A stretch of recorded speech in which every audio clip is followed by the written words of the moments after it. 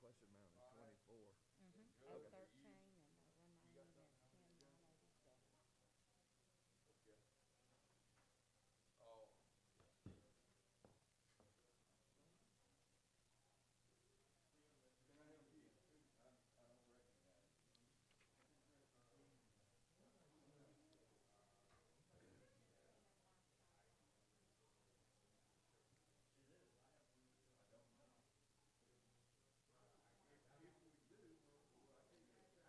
can I help you? I don't recognize you. See ya. Do we have anything on our agenda that has to do with Sherman injury? Sherman injury. Yeah, this gentleman here is here for an item on Sherman injury. I don't,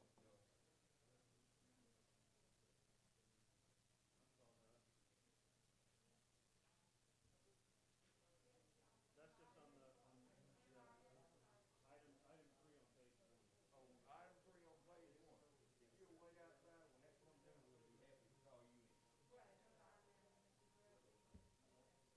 There's no cost, it's just Why don't you go talk to that guy?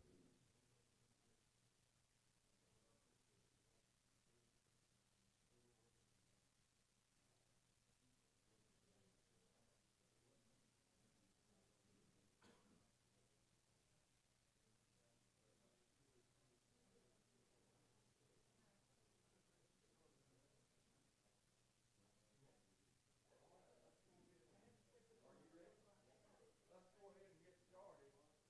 And what you got, since LaShonda's not here, we'll begin with you and then go to LaShonda. How far is LaShonda out, do you know? Let me check. She may be able to. Okay.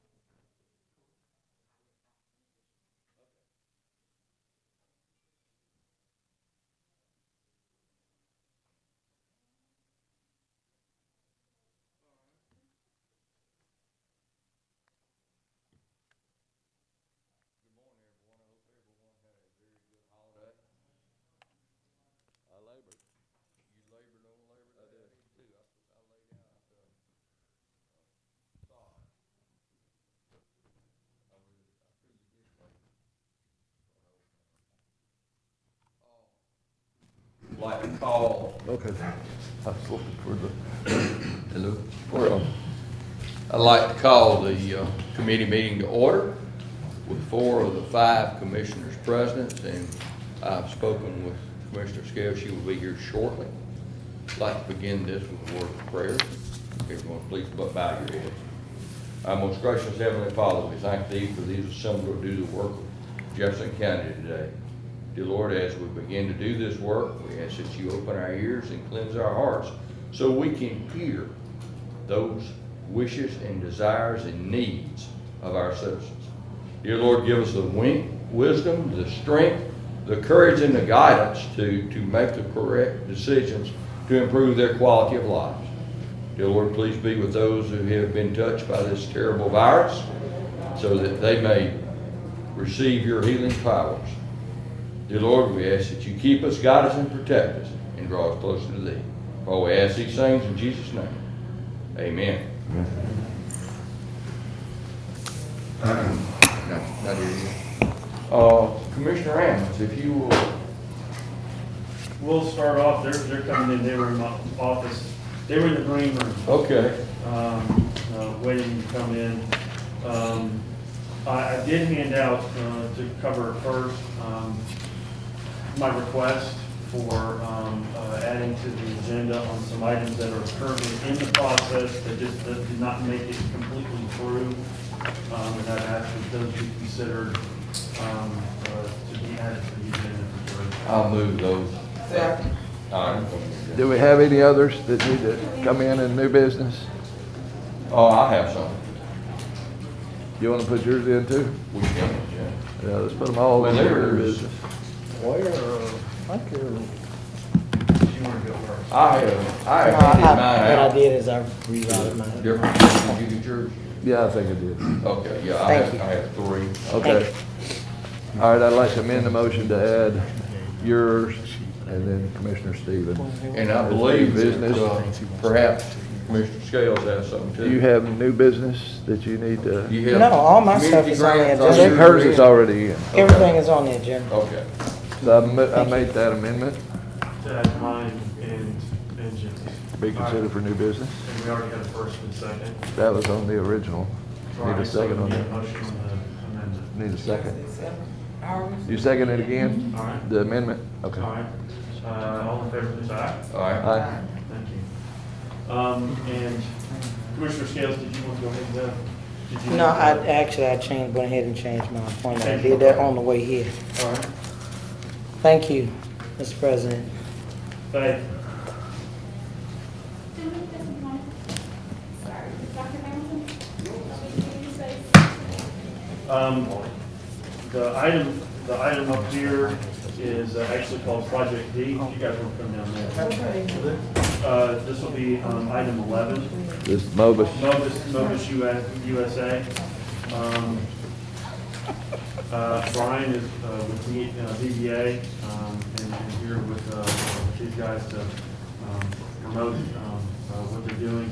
And excited about, this is a supplier for Mercedes that is bringing 120 new jobs with a $15.8 million CapEx into a current building out at Jeff McCall. And so I look forward to that. And Brian, I'll turn it over to you if you want to introduce these guys. Warren? I'm Warren Matthews from Burr & Foreman. I've got Darrow Chung here from Ovis and Tommy Treadwell from Ovis. Thank you very much for your time today.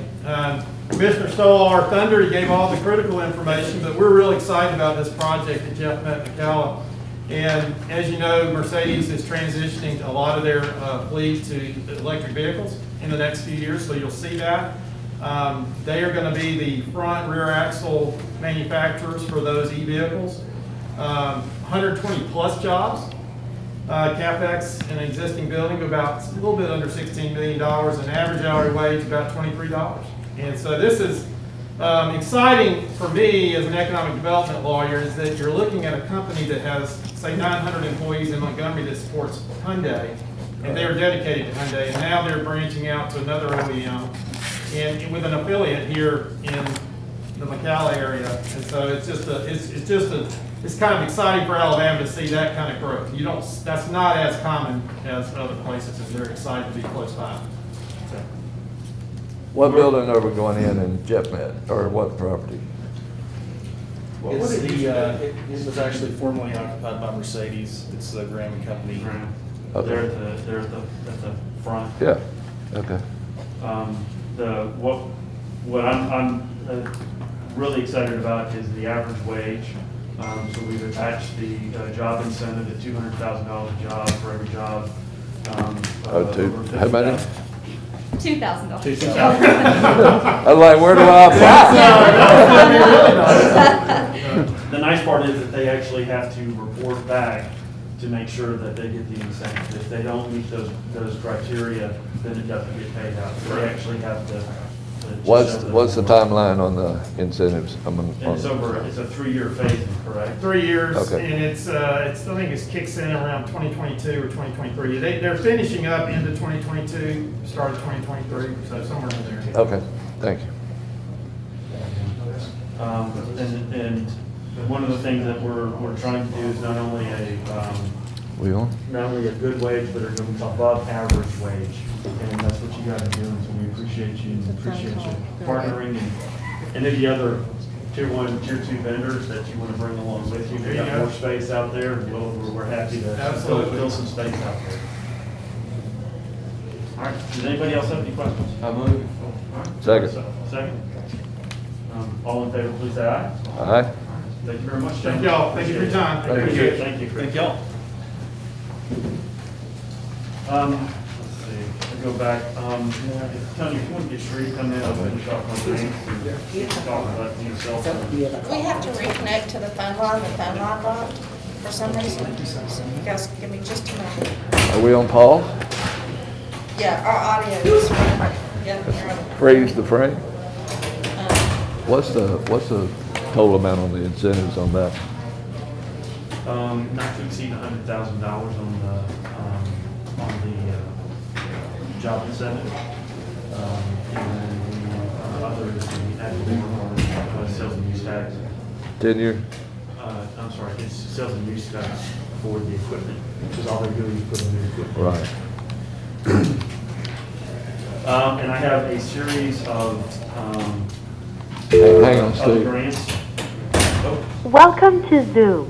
Enter your meeting ID followed by pound. just you and me. I guess I can. We can just chat. Sorry, I don't know why it dropped. You get my tax bill? Enter your participant ID followed by pound. Otherwise, just press pound to continue. You are in the meeting now. There are more than 20 participants in the meeting. This meeting is being recorded. You are muted. You can mute or unmute yourself by pressing *6. You are unmuted. Okay, we should be back. So we can't do any good. So how was your weekend? That's great. You laid side and Lakeside, went swimming, cooked some barbecue, fitting into the summer. Come on back, we're gonna have a forum. all right, I have another series of grants. That's everything from the Prescott House to school foundations, Birmingham landmarks. I'll move those. All in favor, please, aye. Aye. And one of the last things I have is SRI, telling us about these 99-cent cell phones. Good morning, Commissioners. This is basically we are planning to upgrade our existing AT&T cellular service, and we'll be upgrading it to AT&T's FirstNet service, which is basically a high priority service that AT&T offers as part of the federal government digital spectrum band that AT&T offers. And by doing this, the advantage that we're going to have is for all county employees who has a county cell phone, will have a high priority in terms of when they make phone calls. Because this is being set on a separate band mandated by federal government, and AT&T is giving us an extra credit by upgrading our cell phone services. So it's a no-cost upgrade for Jefferson County. At the same time, we'll be saving almost $49,000 annually by doing this upgrade. And the second reason we are trying to do is majority of our employees have at least 4 to 6-year-old cell phones that they have, and AT&T FirstNet requires a separate specific SIM card that goes into a phone that goes with the newer phones. So that's the reason why they're giving us this upgrade with a credit program of $100 per phone that we upgrade. So it's a win-win situation for the county. We are going to save money at the same time provide better phone service for all our county employees. When you say better phone service, are they going pinging off the different towers or? Yes, sir. I'll explain it to you. This is AT&T FirstNet is a T303 FirstNet contract, and it works on a specialized band 14 signal, whereas AT&T commercial network works on band 17, and Verizon works on band 13. So it is a completely different spectrum that FirstNet customers will done with the service. So that's when you're talking about priority. Priority. It's on a different band, it's like being on a different CD channel. For example, there's a high network cellular condition happening, and you are on a FirstNet. When you make a phone call, your call receives higher priority than a regular commercial phone service. Coverage area, will it work out down like on the Warrior River? Down? It's pretty much the same coverage area that we have at presently with AT&T, and along with that, we get the high priority.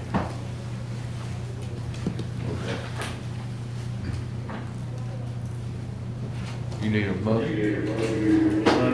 That was just a presentation. Okay. Yeah, I just want to give you all an update because starting next week, we'll be doing this upgrade. AT&T staff will be coming along with our staff, and we'll be doing it on 2121 building, 12th floor, because we need a larger space to get all the employees to do it. So I want to give you all an update, and starting next week, we'll do this upgrade. Now, all cell phones in the county are gonna have to be Yes, changed. yes, sir. Yes, sir. Now, I just paid for an upgrade from, I had an iPhone 6 for years, and I think I got an iPhone maybe 10 that I just bought through my county funds. That's okay, sir, because AT&T is going to have a buyback program, and everybody will be getting an iPhone XR phone, Okay. which requires the specific SIM that needs to go into this specific model phone. Okay. So like mine I have 2 SIMs in this one phone. Yes, sir. I just need the new SIM. Yeah, Okay. and the way you differentiate FirstNet SIM is it's a black SIM card that goes in. That's how AT&T separates with the regular commercial versus FirstNet SIM cards. Good. And again, this is no cost for the county, sir. Good. Thank you. Thank you. Thank you very much. I have one other thing. We talked about it on Thursday. This is the Economic Development Fund. And this is not inclusive of everything in Munis. And Angela was good enough to send this to me over the weekend, and I have not had a chance to put it all together. So I've kind of put that note up top, and we'll, this is normally Lena. All right. Lena. We lost her. This is just for, this is no vote. No, it's 3 of us. No, it's just. Okay. I'm used to you being right here, I'm sorry. I know, Joe just like sitting next He to just you. took I'm your trying place. not to be jealous. He just took your place. Yeah. Here you go. We got a quorum. So I just want to make sure, since we talked about it Thursday, I didn't want it to go too far without giving you some information. But Lena's the one that's been maintaining it. We always used to just ask John Henry for it. But we did, when looking at it, that it was not inclusive of the items in Munis, and we wanted to put more of a comprehensive list together. So we'll work with Joe outside. and Angela. Yeah. Lena is outside. Lena, Yeah. did you want her to explain? No, this is just for informational purposes. I want and just let you guys know that we'll be coming back with a more inclusive list. So you're saying that this is the most up to, because what I'm looking at now, at least for the upcoming budget, is 14,494,527. Does that include the annual 10 million that we allot to it? That's a part of what's at the top, Mm-hmm. but it does not include items that, like, for Innovation Depot or BBA. And like encumbered Right, those items. items are not shown in there, and I want to make sure this is complete, and so we'll work to making a more complete list.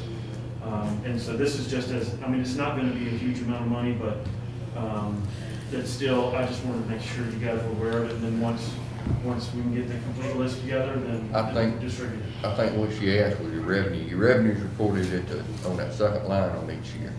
Yeah, I gave you my last one. Here. You bet. Yeah, General fund deposit.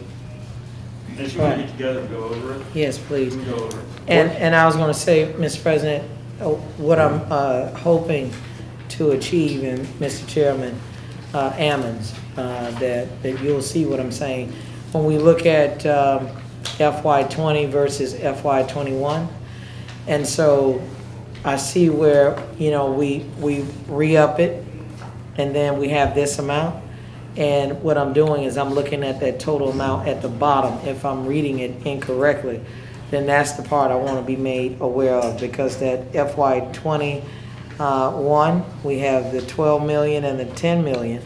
And then when we get here, that's where we are at that 14 million. So if we can, basically in short, I just want to know, once we reallocate or reappropriate the $10 million in this budget, what is going to be our actual amount that is in that account, and then you can give me the appropriations that have already been encumbered. That's what I'm That's what hoping we're to going to get. work on. Very good. Okay. What is this, the partial repay of loan? at the bottom, toward the bottom? The 5 million, Uh, I think that was the road from last year. That's where you borrowed In from this the budget? last year, balance budget. Remember, you took 5 million surplus and you took 5 million. I didn't take it. Yeah, well, we didn't, Mr. President, and my Well- recollection is that we didn't use it to balance the budget. I didn't What we think it did was was to spent. have a more aggressive, It may not have been. approach to paving roads. And I remember that Cal and Heather were talking about, we wanted to see more road constructions in our district. And so we all agreed that we needed to have 5 more additional dollars added to the line item that dealt with roads. Almost everybody. So, well, but you knew you were getting your money back. Initially, we talked about you getting your money back based on the sale of anything that happens in, with that JCEDI, so in terms of that account.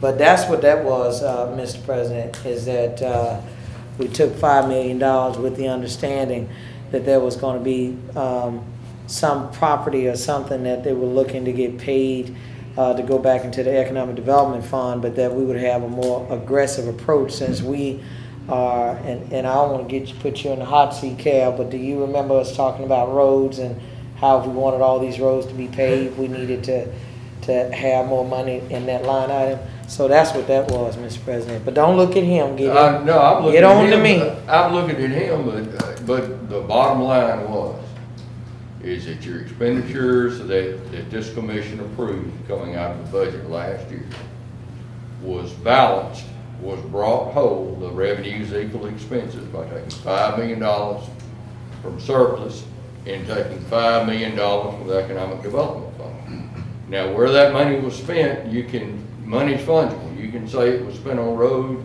you can say it was spent on HR, you can say it's spent on everywhere. But it was included in the general fund budget and used to balance it. And that was a pattern in practice we had last year. We're not doing that this year.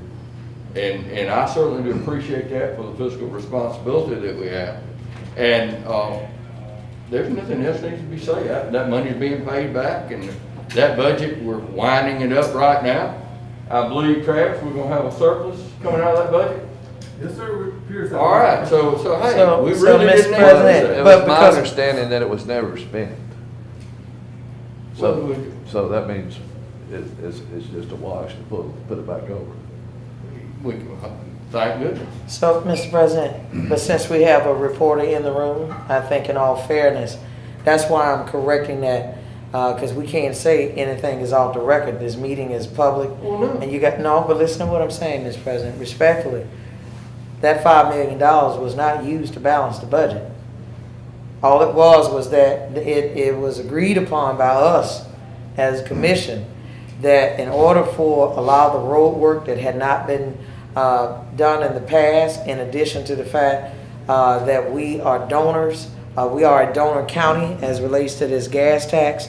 That was how that $5 million came up, because what was being asked, I think, was like $26 million. And in order to be able to accomplish that, $5 million had to come from somewhere, but it was never about balancing the budget. It was always about roads. So I'm not debating it, but I want to say for the record, being that you have someone who's over there writing, I want to make sure that the facts are out there and it's right. We took some things in order to balance the budget, but it didn't come from economic development. Well, anyway, I mean, what we'll do is we'll make sure where that is, and then we'll redo the sheet, including what came out of Munis, and update it so we can go there. So that ends my report. Thank you.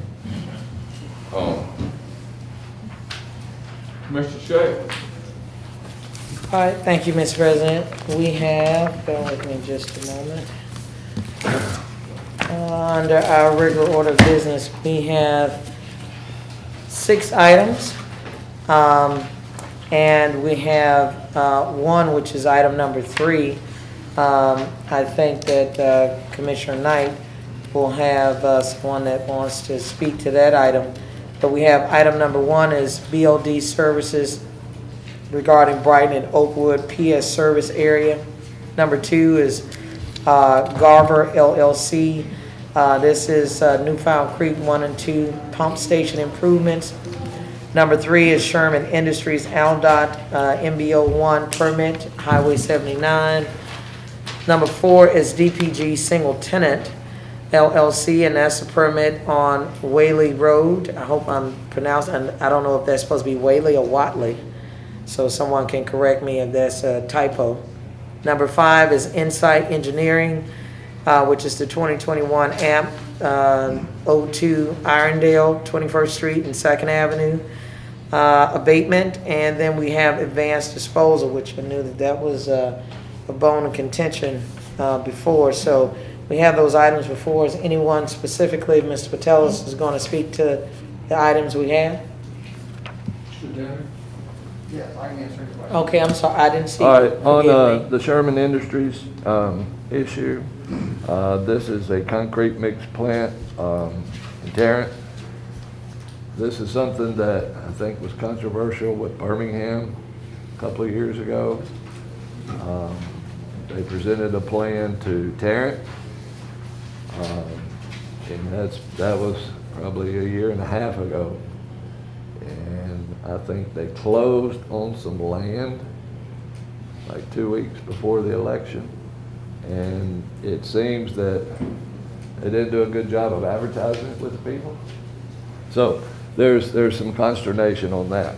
But this is for a permit for Highway 79. Explain how that works, David. So this is only for their sewer line, their private service line that basically runs in and out of right of way. So ALDOT requires us to hold a permit if there's a sewer line in the state road right of way. So that's all this is for sewer service. It's not permit for anything else, for them to operate or anything else. What would happen if we didn't pass this today? I don't know all of the details about whether they can get sewer service outside of the right of way or not. I mean, I guess if we didn't, if they can't get an ALDOT permit for the sewer service, I suppose they can't, they'd have to come up with alternate service, sewer service.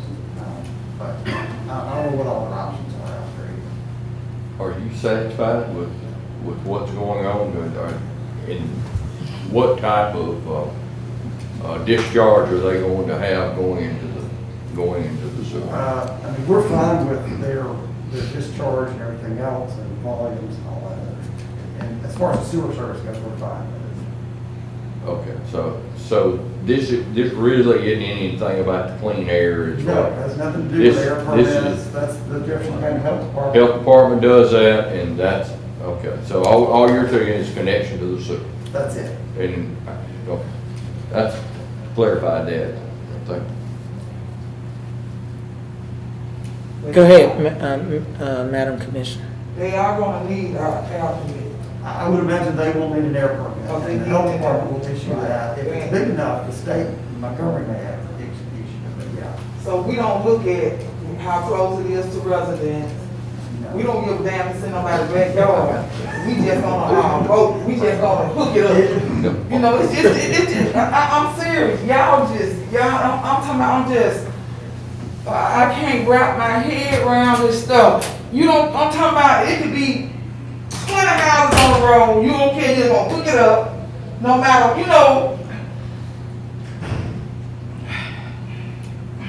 I just.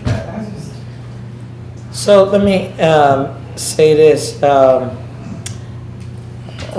Did you have anything else? Did you have anything more? No, we can pass this and we have a new administration coming in Tarrant.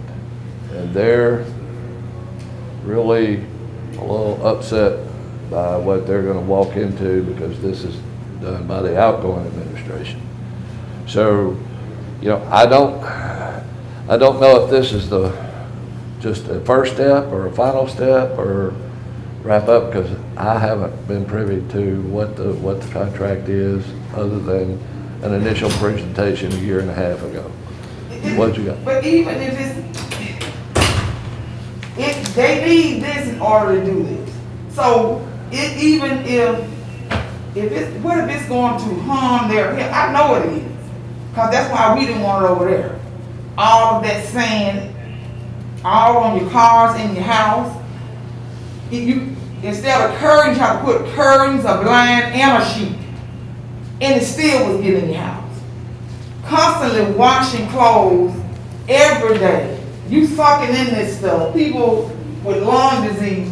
If this is going, if hooking this up will help them contaminate the community, we need to be held responsible for it too. It's no way for us to buy our way out of this. You know what? I'm just not gonna say nothing else about this, but this is wrong. I'm gonna say that much. It is wrong. Pull it out. Number 3 for Tuesday and Thursday. I'm not voting on it. Now y'all wanna vote on it, you can. But I'm not voting on it. So here's what does he still want to speak, Mr. Commissioner? He's asked that we delay this. So This that's is the new mayor for Tarrant.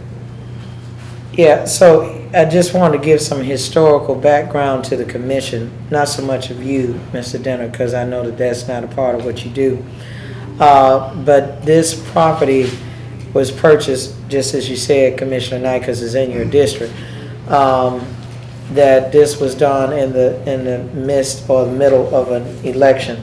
And the community wasn't notified about, at least properly, not even the person, the mayor-elect was not aware of it. I do want to say this. I know Commissioner Ammons and I drove along 79 a couple months ago. One of the first things that I talked to him about, there is a coke plant that's already in the area. You have a residential area that is adjacent. You already have issues in terms of pollutants that are already in that area. And so I want us to proceed very cautiously, knowing that you already have a plant that's there, and I'm trying not to call their name, but anyone that's on 79 know that it exists. And so that's not a pure sign of economic development. If anything, I think that you're going to add more environmental burden to an area that's already distressed. And so that's what I'm hoping that I was sharing with Commissioner Knight. The mayor-elect of the city wants to have a discussion with Sherman Industries so that if they can have something in writing that those environmental concerns will be answered back in writing, not something that would be verbally discussed. And so that's what I'm hoping that this commission will allow to happen, because obviously if there's no connection to the sewer, then the sewer line, you can't operate unless you have access to sewer and water. So I'm asking the body if we will delay this item until there has been some sort of consensus, and at least the community or the city of Tarrant can have the opportunity to weigh in as to whether or not that this would be best suited for their city. And the mayor-elect is outside, so I just wanted to make everyone aware of that. Yes, sir. If this is delayed, put off to the following commission meeting, does that disrupt anything? I'm not sure what their schedule is, but these are sort of routine for us, and we get those, we just look at it on this day. So no big deal if we just carry it over to the next I mean, meeting? as far as we're concerned, no, I have no idea what their schedule is, I don't know if they communicate that to us. Anyone else have any comments or questions as it relates to this item? Because he's saying that he haven't looked into whether this will start the project or not. So pulling this off, why are we so concerned whether it would delay the project? You ain't worried about nobody loans?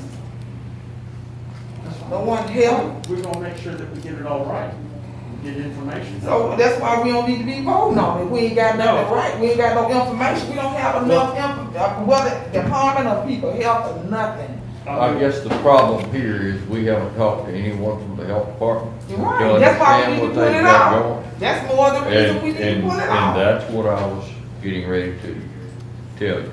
We don't know if it's a dry mix. or We a don't wet know, mix. we don't know anything, whether this is something that's going to even require or disperse pollutants in the air, or whether this is a different type plant that's doing something different? That was my understanding back a year and a half ago where they talked about it, but I haven't been privy to what the details are since then.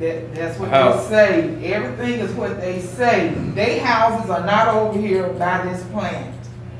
It still go back to that. We still got the same problem over there on Jefferson Avenue.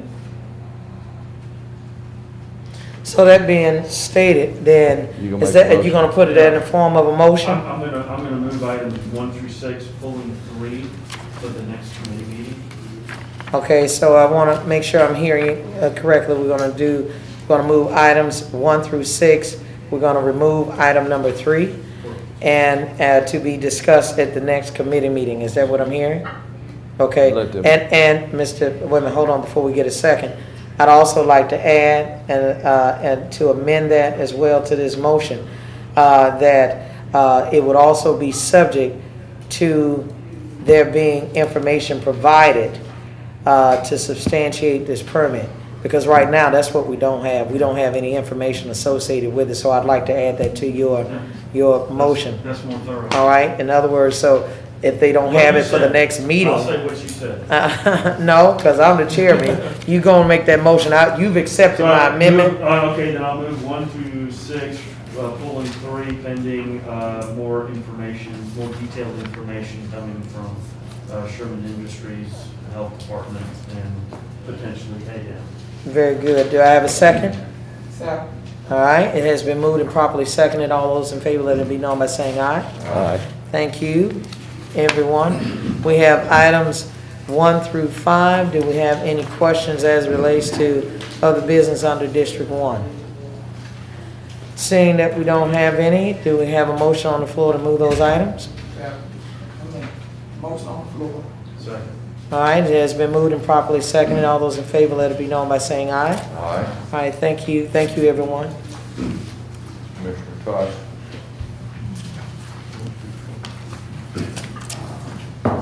I move 1 through 20.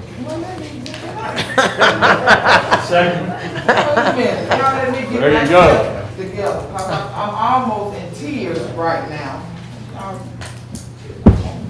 Well, compose yourself. Okay, that's what I was trying to do, President, because y'all just, man, I want Dr. Hamilton, I wanna move 1 through 29, cause this is all the senior citizens $10,000 grant. Amen. I move it. For the senior citizen centers.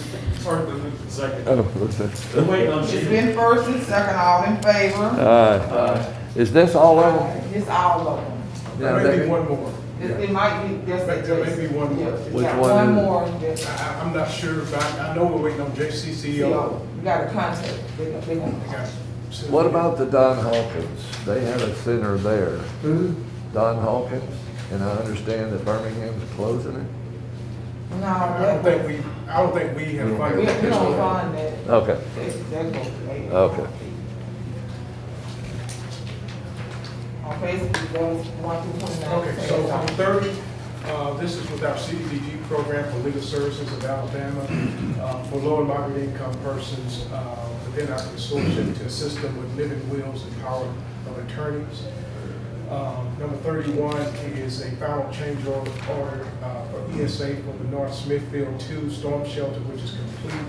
The amount due to ESA is $25,774. Doc, I have a question on that. Yes, sir. Usually when we extend time, it's just a time for construction, but this is having to add 25,000 for the overrun of the construction contract. That is correct. Is that something that's, Typically, you wouldn't see that, but Right. that was for additional observation. The contractor was slow in completing the project, so we extended the project, and we still have to do the observation and inspection during the construction phase. So that covers the additional inspection services he had to perform until the project was complete. And have we got an amount for Brighton storm shelter? Yeah, out of $1 million. I'm not supposed to have been checking into that, condition. for the Brighton storm shelter? Out of $1 million. we had 140,000 set aside, I think, for that. Yeah, but someone's supposed to. Well, let me say this, Latham and Associates is doing the storm shelters with the general funds, and I think he still may be in the design phase. That may be where that is, but I'm just not certain. Okay. Well, can I get a report on that? Yes, sir, sure, I'll check with him and get back to you. Okay, number 32 was for our ESG, our PY17 ESG program, where we are canceling our rapid rehousing fund since we didn't have anybody request those services. And we're moving that to street outreach and HMIS services. Number 33 is for our program year 18 CDBG program, where we're moving funds from the Pinson Water project to Trafford for a fire truck. Number 34 is, as some of the commissioners had a chance to visit the Abington at Summit Point over in Irondale, they're requesting their first payment, so we're authorizing that from our home funds in the amount of $300,000. Number 35 is revoking the storm shelter license agreement with the North Smithfield Manor Greenleaf Civic League. They were unable to pay the maintenance costs for the facility, and we're doing a new license agreement with the North Smithfield Volunteer Fire District, and that's what those are. Okay, and that, yeah, yes, sir, because that's my question. It seems like 36 replaces 35. That's correct. So you're revoking one and then you institute, okay, very good. Okay, thank you. Thank you, Madam Chair. Okay. Okay. I didn't see that. Move items 1, hold on just a moment, let me see. What is the cost on, I know we're revoking it because they couldn't pay the utilities or the maintenance. Insurance and all that. Okay. What is the cost on that? I'm not certain. I know that. She told me it was like $5,000 a Risk year. management, but I don't know where I'll follow it. So let me give you, everyone, a little background on that too. What we're in the process of doing right now is trying to try to find out exactly what we are doing as it relates to the insurance. I think she told me it was like it was either $2,500 or $5,000 that they owed. And so I was trying to wait until we got into this new budget to see if it was legal, and then of course, you know, I could see if we can do a community grant to try to help them with that. I mean, we just put a generator out there, but what has happened is that under the new leadership, as I understand it, and due to COVID, they've been unable to meet in order to be able to get those funds. Most of that community are senior citizens. And so where we know about Cash App and other things, they don't do that. They have to wait to meet. And so I'll get the advisement of the law department to see what can I be able to do to assist. But that's what your issue is, Commissioner Knight. And They don't have the money to pay. I can help clarify that if allowed. I have, You got the same thing at McDonald Chapel? I've got the same thing where what I do is I allocate a little over $200 a month for the upkeep of the insurance and utilities of those that do not have a viable sponsor, to supplement that, to make sure the citizens are taken care of. And I'll be happy to share that with you. It's gone through legal, and it works to make sure it gets done and is put in the right place. So that's very important. Where does that funding come from though? Through Community grant. Community grant? It's just like instead of buying maintenance on for a lawnmower with ball field, you're doing it for utilities for a storm shelter. So if I'm hearing you correctly, you're saying that you can utilize community grant funds to be able to.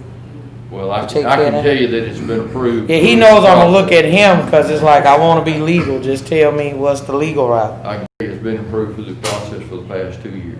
Okay, okay, okay. Well, that's what I'm trying to, yeah, that's what I wanted to make sure. But, yeah, but I told him I couldn't necessarily keep it up, but we did needed to try to help as much as we could. The caveat is you gotta have either a viable 501c3. That's why the fire And it- district is and in, it has- right? And it has to be approved, and you have to have your, all your federal paperwork done, and it has to go through the process and go through legal, and that's the same way with the fire district. If I have a volunteer fire district that does the same thing, it has to be part of their, Well, we've been expenses working for very that, closely for the with benefit them, of the citizens. just so that everyone knows.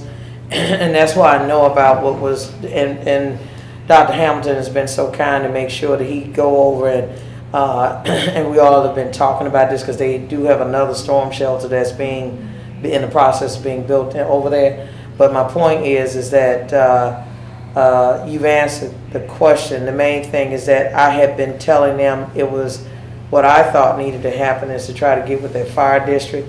And so I'm glad to see that we got to the point of where we are today, so. Are you gonna have the same issue with a second storm shelter?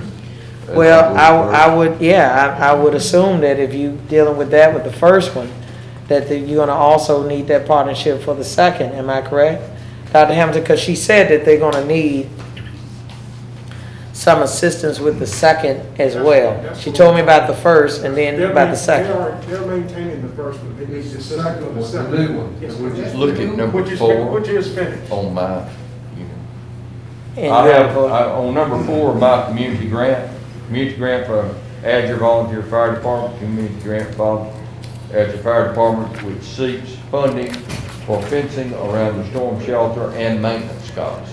Okay. So that, Okay. that is a viable, yeah. Equivalent, okay. And in this case, that request amount is usually about $2,500 a year is what they do. Mhm. And it handles the maintenance and the utilities of that storm Now, shelter. this one is the new fire shelter. It's the new, Number two.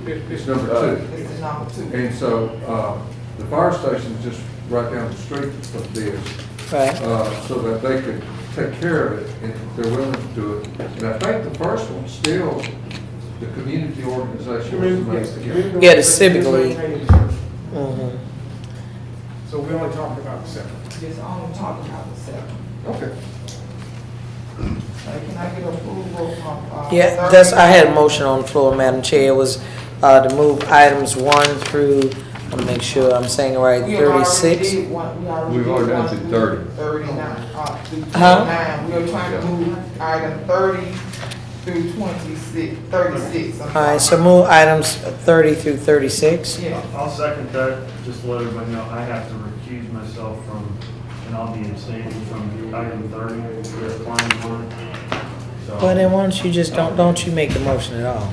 Then I'll make it, don't second it, huh? This just moving to the agenda, I just won't vote on it. No, you don't need to do any of that, if that's related to that. So I have a motion for 30 through 36, can I get another Second. second? All right, and so we'll track you, Ammons. I'm strictly on the shelf. Well, you better be. 30 through 36. It's been first and second, all in favor, say aye. Aye. Okay, we have nothing, and reward youth detention. We'll have I it move here. 1 and 2. 1 and 2 for youth detention as UAB Health Services. Let me just ask one quick question. Spring. Good tone. I was just, there's been a change with federal policy about housing violent criminals at the youth detention. I was just wondering if that would have any bearing on this. It shouldn't have any on the medical services contract. I didn't know if they had to do anything special. Because they're still in custody of the sheriff, they're just housed, so Okay. They get that in the sheriff department. Okay. Is that net, is it current, or is that this next year?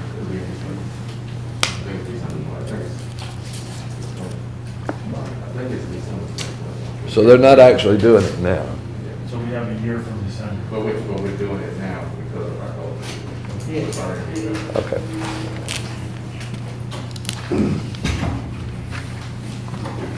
Can I get a motion on the floor? One, Second. it said first and second, all in favor, say aye. Aye. If I have, my community grants, can I get a motion on the floor? Move. Second. First and second, all in favor, say aye. Aye. Administrative and Infrastructure Committee, Roads and Transportation. We have, I'll move 1 through 6. that's great news, thank you very much. We have a motion and a second, all in favor say aye. We have South Shady Crest Road, we're condemning some tracks there, that is part of the,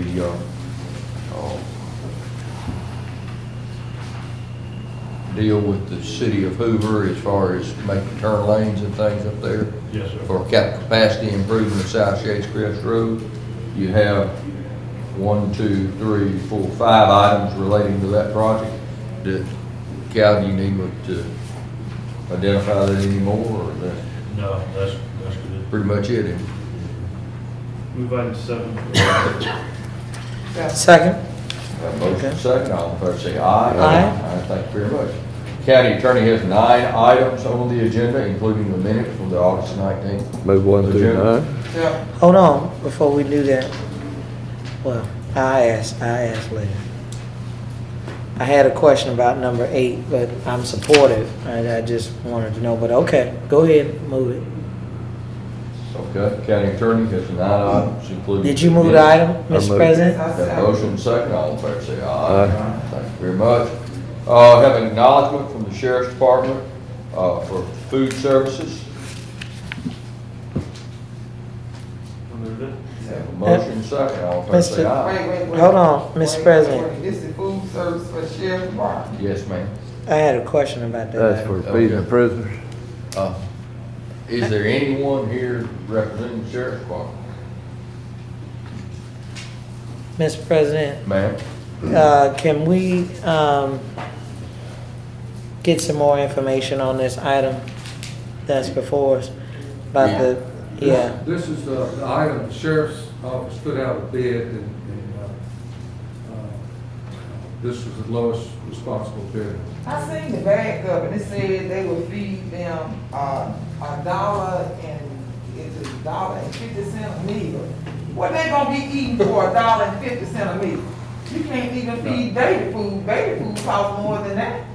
And you're making me start watching, looking at y'all sideline. All right, I guess let me just clarify that. You want to hold it? Yeah. yes, All right, we have a motion Yeah. on the floor to carry Yeah. this over. yes, second. I was about to All in ask, favor? can we do All in it? favor, say aye. Aye. All right, we carried it up, no problem at all. County manager, Yes, we have 11 CARES Act funding.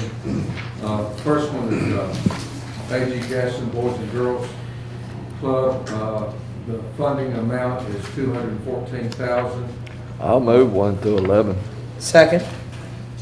we have a motion and a second. All in favor, say aye. Aye. Thank you very much. I have some, the other business, the community grants, Mount Olive, I'll move item 1 through 7. Second. okay, motion been made and second.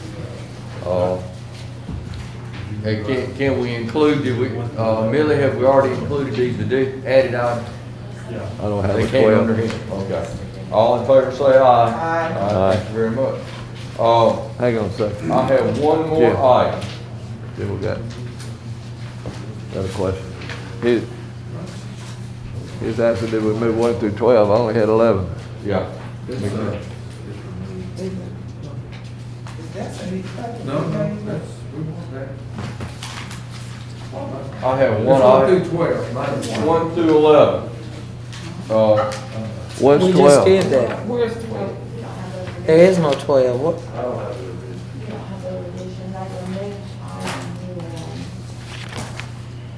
There is 12 that there, and I didn't see it on the agenda. It was for including, more funding for, Wood O'Brien. Is that what we're talking No, about? that was- No, that was, we already did What that. is 12 now? What is 12? I have the whole agenda, I believe, and they removed I have one of the CARES Act grants to get some more information. No, we just did that about what O'Brien was under county attorney, item number 8. Did you hear me? We just approved that. It was under county attorney, item number 8. That was the CARES, that was the widow Brian. That, I don't know. But That's what he's what- asking for. What else? It's just So there should be 11. 11. Yeah. It's So just we have 11. 11. Is there- What was the item that was removed? What's up? Let me see. It wasn't an item removed. It was, What's your item number 12 then? I'll ask him. No, he's looking at an old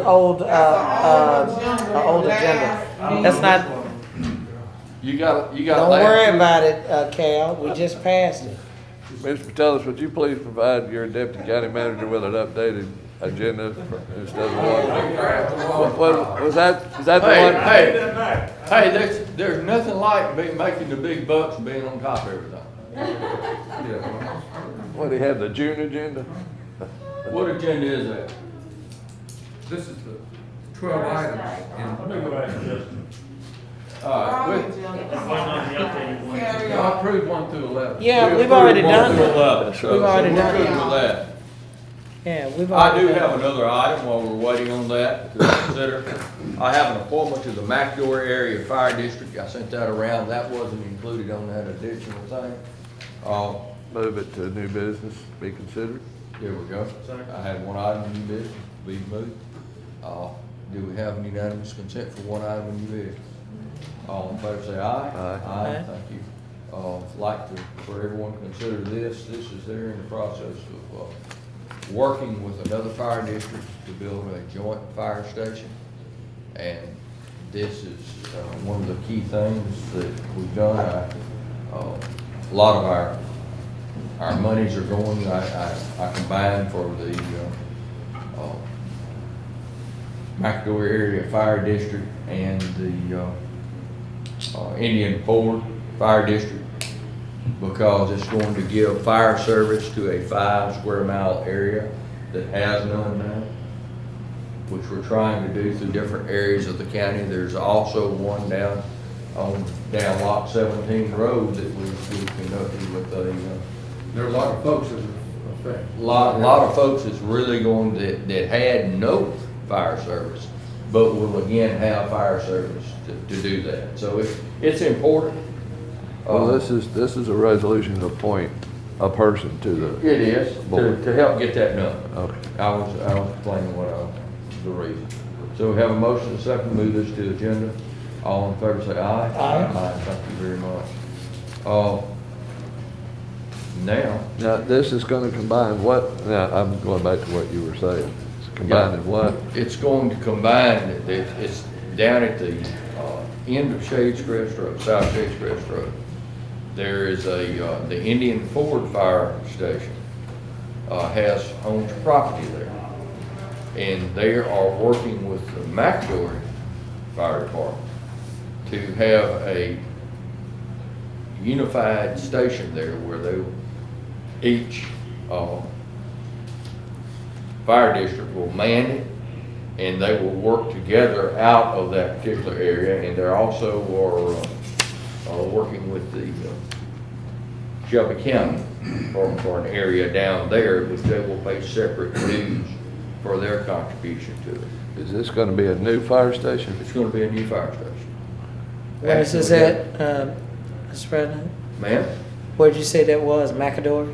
Yeah, South Shades Crest Road. It's in the Bluff Park area. That's way below Bluff Park. I have a relative over there. Bluff Ridge. Somebody's in We Hoover. used to call it Bluff Ridge. Ammon's gonna match it because it's in Hoover. So it's not Newbury, that's a way down from, Oh, yeah. That's down to, almost to, Well, it's how will right the- where Shelby County 1 drops off the Shades Crest Road and goes down. All right, well, is Shelby gonna contribute to building the station? No. This is, Is mutual aid? McAdory is actually contributing to the building. We're contributing to slab, and McAdory and McCullough will man the station. You got the wrong agenda. You got the wrong agenda. I know you do. something very similar is occurring down off of Lot 17 Road, down in the Providence area, you know. Antioch Fire is actually coming out of Tuscaloosa County. So is this? And they're actually going to service some people in Jefferson County that have never been served before. I'm talking about the bill, where the money, bill is. Right. Oh, grants. Or my contribution. They do fundraisers. They do their own thing, I'm just helping with it. Oh. It's already cleared legal, so we're good. I'm just talking about the big money, that's little money that you get. Well, that's all I I'm talking got about for the little money. billions of dollars it's gonna cost the bill. Oh, no, it won't cost that much. This is metal building type stuff. This isn't Birmingham Fire Department. Or Hoover Fire Department. This is, I need to carry you out in the country with me sometime. It's like a Man. brand new Lipscomb Fire Department. No, it ain't even like that. It's not. No. It's a metal building with fire Oh, well, truck. they got good tube sheds, so this. Yeah, but I was about to ask this question too. So, let me ask something in terms of CARES Act. Are we able to assist fire districts with CARES money? We do. You saying yes and you saying no, which one is it? COVID-related items, If if it's- they can purchase, yes. Right. Absolutely. Yeah. You saying they can't do improvements, but they can if there's any kind of There's two equipment that devices. is needed that's COVID related specifically. Is that what I'm hearing? If it's related to COVID, they have the same rights that Birmingham Fire Department would have to service their citizens. It's PPEs and things like that. It's just that the amount is But very and now that I think about it, they would have already had to spend that money in order for them to be able to get CARES assistance. Or No, they do wouldn't or they have do to, not? but What'd you most say, of them Joe? have. I said they wouldn't have to. They can still apply for new money or get funds, but most of them have already spent a lot on PPE and they're getting reimbursed for it. So, but no, it's not a requirement that they can't apply now and get some help. So, Tyson, then that should help with what you're talking about. For the fire stations in your area. Yeah. Okay, so that's, yeah, so any fire district, and like how we have Forestdale out there, that they can be able to, and I think, now that I think about it, let me be quiet, because Forestdale has already been included. I had to think about it. Yeah. Okay, any other questions on that? I believe we did move that to the agenda, didn't we? We did. What was that item? Was there any other thing that we had? Yeah, but you was gonna give me all of your money. Off of this kind of book.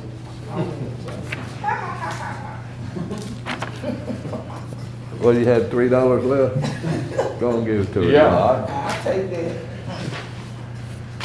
All right, anything else out of Mr. Teller? Yes. County Attorney, anything? We'll go to District 4.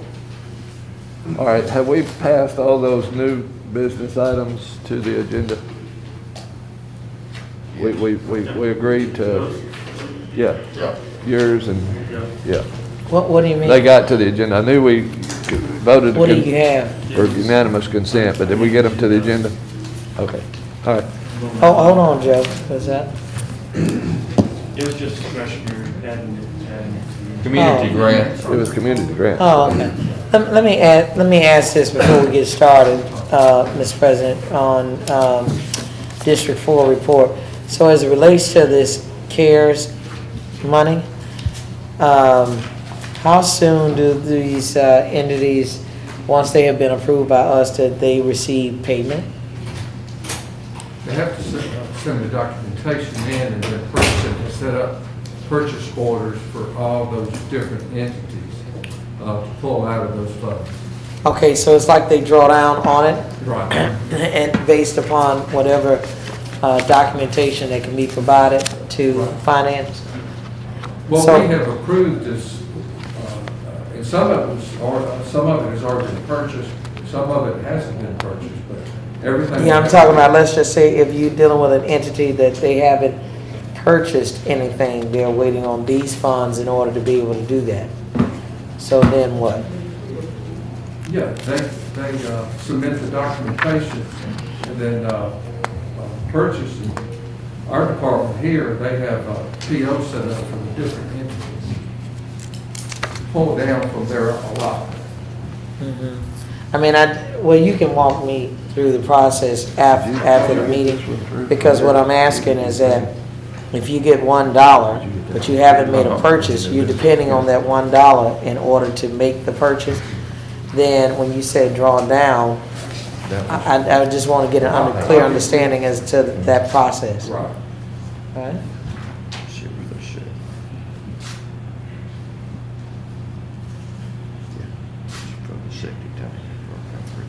That's out of your, okay. All right, here we go. Ms. Dixon, Finance. Good morning, Commissioners. Morning. We have our regular reports. We have the unusual demand report, item number 1. Item number 2 is the purchasing agenda report. Item 3, purchasing exception report.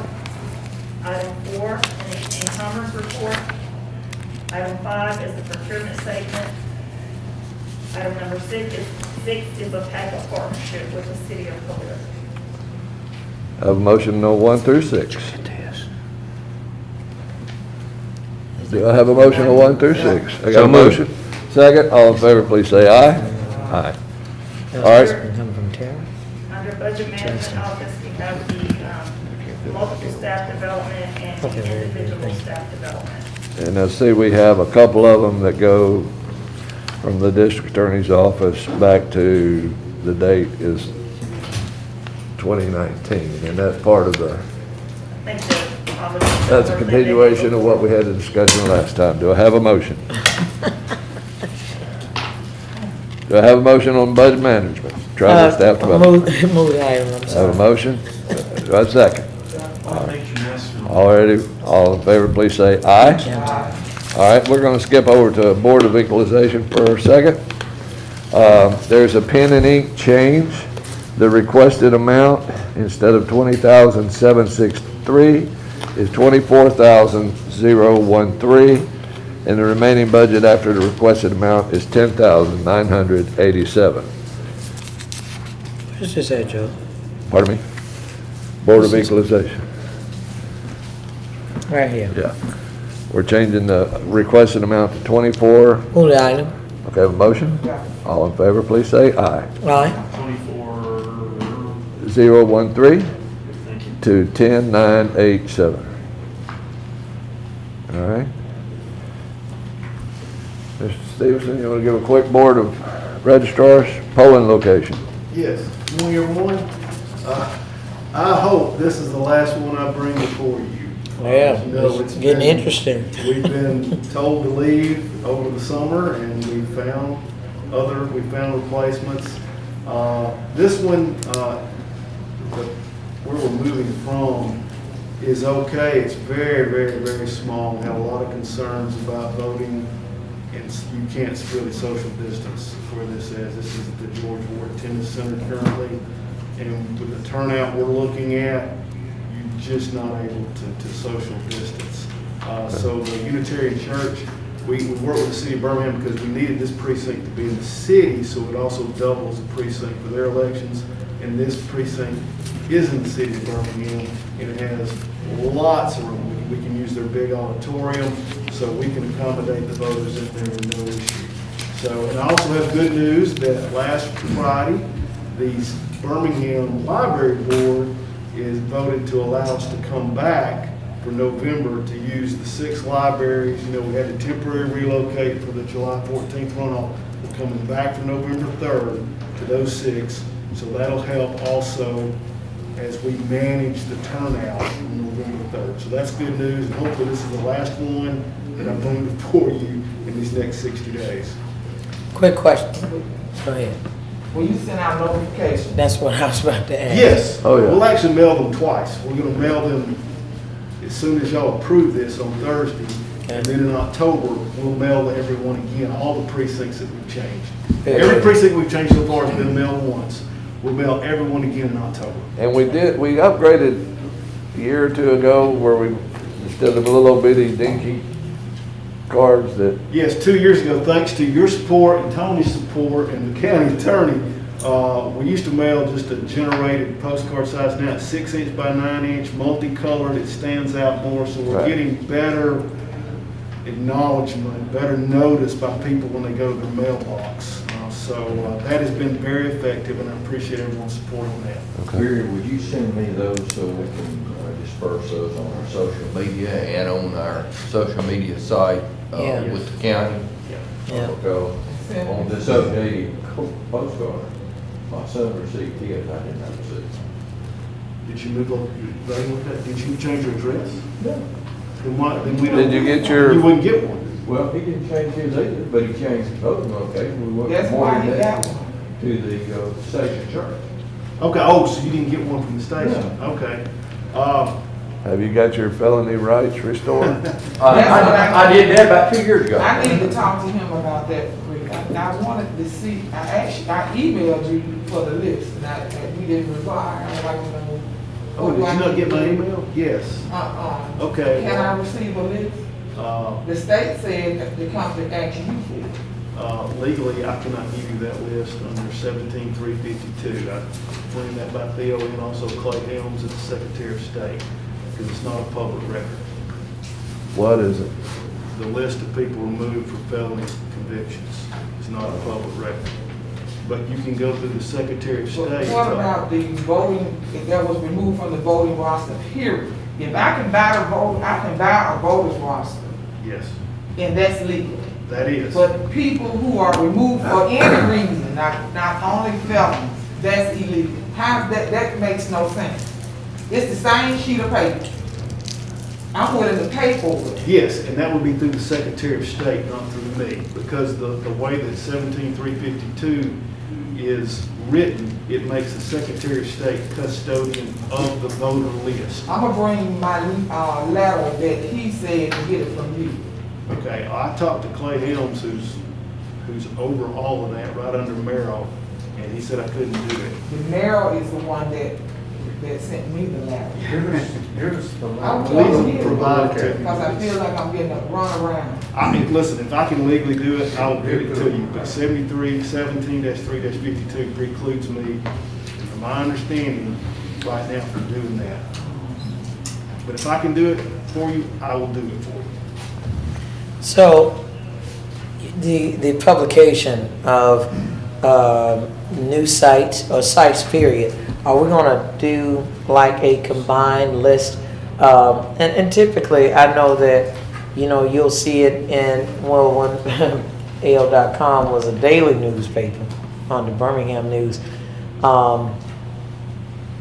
Like the idea of what the president said, just to make sure that we have all of our voting locations, you know, by using all of our media, social media, whatever.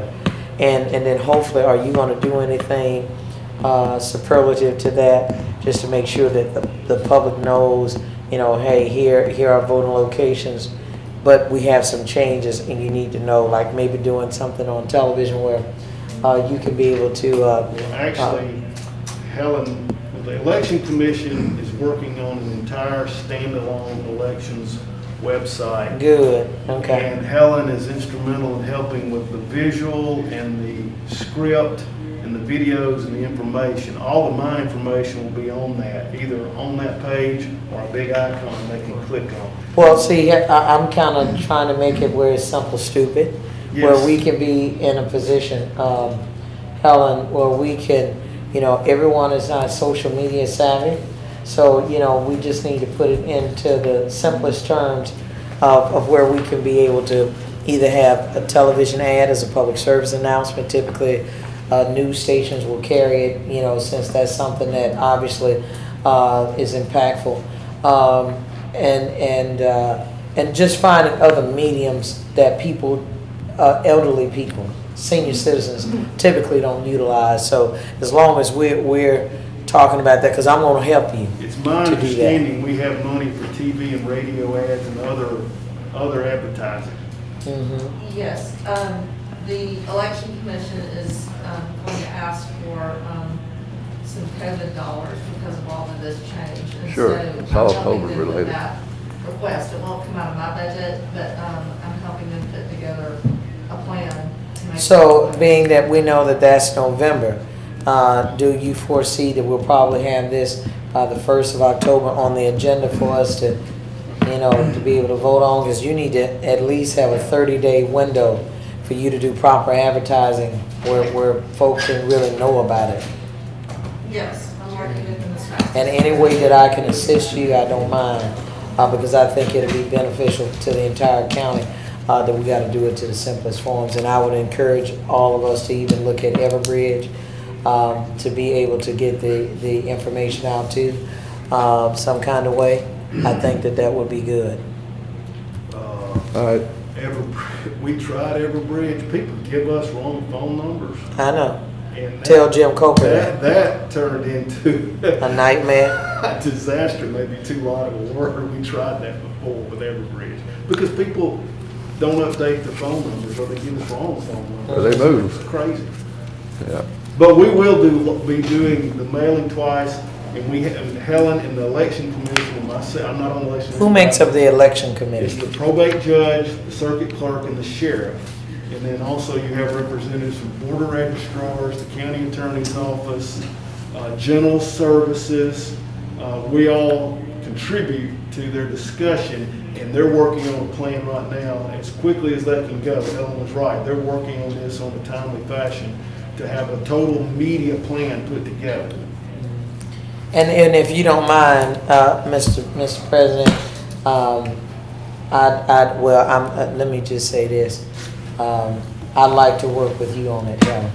I want to make sure that don't matter who you vote for, we at least want to make the information plain where folk can be able to have access to it. And I think that you and I can get together. I'm not interested in necessarily who you spend with, how you do all that. I'm just more interested in the messaging that we make it simple and plain. On those, like for example, in the past, Mr. Stevenson, when we have had to change those locations, were the voters that were connected or associated with that particular precinct, have they already been notified, or they're going to be notified? Everybody that y'all approved has already been notified. Right. This Okay. is the last one I'm bringing to you.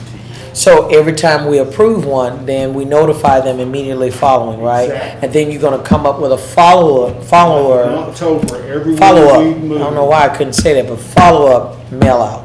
Correct, in October. All right, very good. And most of the time, it's, in the past, we've seen when we moved stuff, it was, people were showing up at the wrong post. I haven't seen that, a lot of it this year. Well, it's happened in some other areas, and that's why I said I'd rather It's help always than to gonna criticize the process. I'd rather help.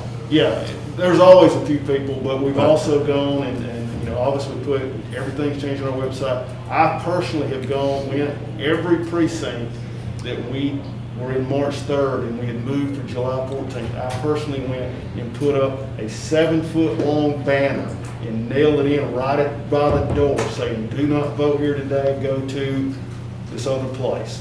And there were several, 8 or 10 I did that for. I'll do that again for November. I'll know it'll be done because I'm going to do it myself. So yes, so we have a multiple point approach to notifying the voters. And I'm really excited about what the election commission is going to do.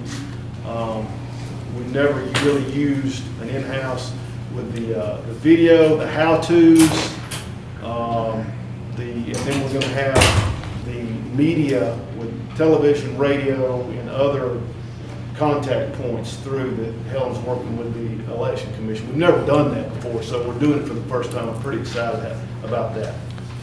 Well, as long as we exercise that process, that whenever we change, we immediately notify We do. persons of They that. That would be excellent. And then, like I said, I'm gonna make myself available to you. I wanted to say this, and right now, your office may get inundated with calls based upon our conversation.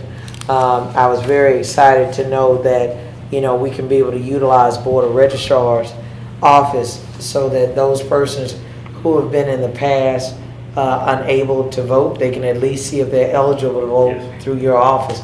I can't tell you thank you enough for that. I didn't realize out of all of these years before I got elected how long ago I knew you, and I just didn't know that. So that's excellent, and I wanted to make sure everyone knew that this morning.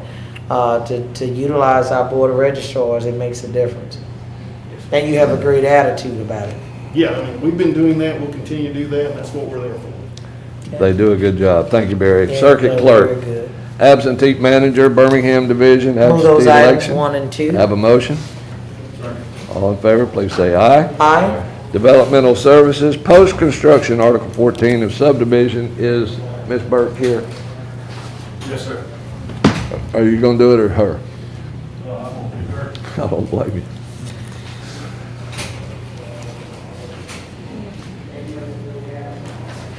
Night.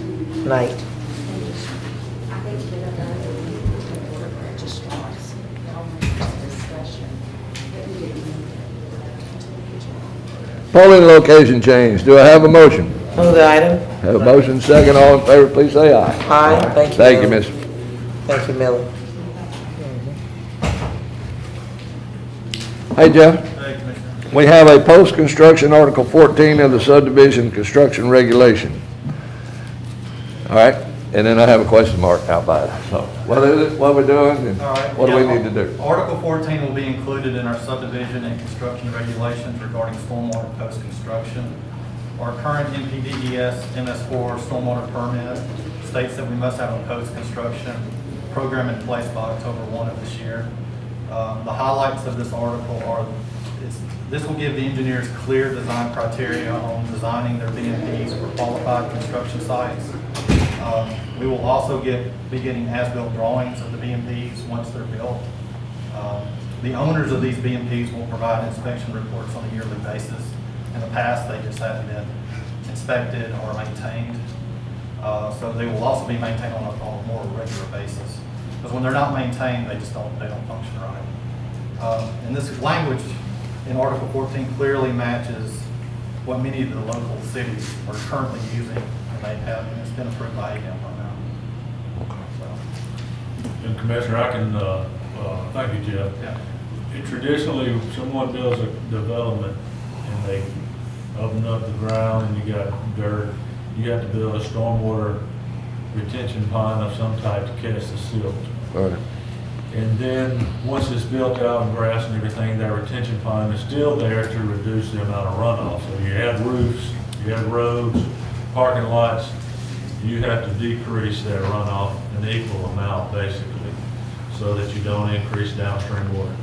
Well, traditionally, we've never had to maintain or be responsible for, after the construction, maintenance of those facilities. Now the new laws requiring the county to be responsible for maintenance of all those facilities.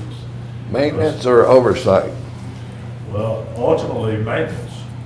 The way they got it set up, it's we'll put that responsibility back on the developers and the owners, but at the end of the day, if they don't maintain it, and let's say it fills up with silt, and it's not maintained, and it's not functioning, providing that retention, we're responsible at the end of the day to get that maintained. But we have a mechanism, they've done a good job of, having procedures that will help prevent us from having too much liability. All right, just so I'm not confused, like when you go have a subdivision, developer goes in there and does a development of a subdivision, and then after the development turns this over to the homeowners association or whatever, you're saying they don't have the responsibility that shifts to us to maintain those retention ponds? I'm saying the MS4 program, ADM, is going to come to us when it's not maintained.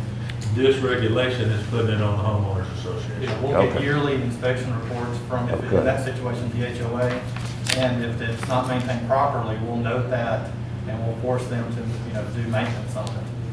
So we'll be getting this on a yearly basis. We got to send these inspection reports daily. Because a lot of those retention ponds are grown up, overgrown, Yeah. clogged up. Now, this only pertains to the projects going forward. It's Okay. not going to, we're not going to look at the ones that's already out there. We have had some problems with existing subdivisions, and Heather and I have worked with the county attorney to bring resolution to those. Okay. Staff would need to be proactive with this, and so, Great. we're on it instead of waiting for it to become a problem. Okay, good. Or You're being or I get a proactive call instead from of one of us reactive. going, hey. Right. Jeff, good presentation, All right, thank move you. the item. Do I have a motion, do I have a second? And all in favor, please say aye. Aye. All right. Human Resources, we have two items. We have employment agreement with De La Barre, and we have a Blue Cross Services stop loss insurance coverage. Ms. Ball is, I guess, Deputy Director of Roads and Transportation. right, So, I mean. it's employment contract. I do have a question as relates to this item. Which item? This is number 2. Okay. We can advance this to the agenda, but I do have a question as it relates to, I've received emails as it relates to item number 2. I don't want to speak it in this setting, but I want to, you see what I'm talking about? That item. So we can move it to the agenda, but Which item? number 2. The employment agreement with De La Barre. On page 21 of the short agenda, Tyson. Yeah. So this, I know this about roads and trans. So I have a question that I don't want to, especially since we have a name associated with Yeah. this item. I didn't want to say anything out publicly, but I do have a question in regard to that item. You can advance it to the agenda, but I do have a question. All right, and this may be require a further discussion in executive session. It might- Well, it might. I have a motion. Okay, second? All in favor, please say aye. Aye. All right, Personnel Board, 1, 2, and 3. Do I have a motion? Move the item. Come on, Steve. Have a motion and a second. All in favor, please say aye. Aye. Probate Court, this is a printer software contract that they do need. Move the item. Have a motion, second. All in favor, please say aye. Aye. And I have 1, 2, 3, 4.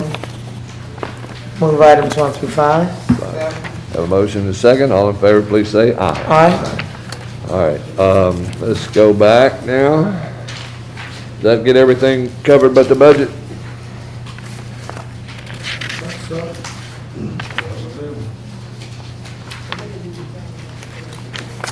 Listen.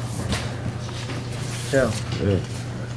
why you doing something out of that when they can get the CARES money?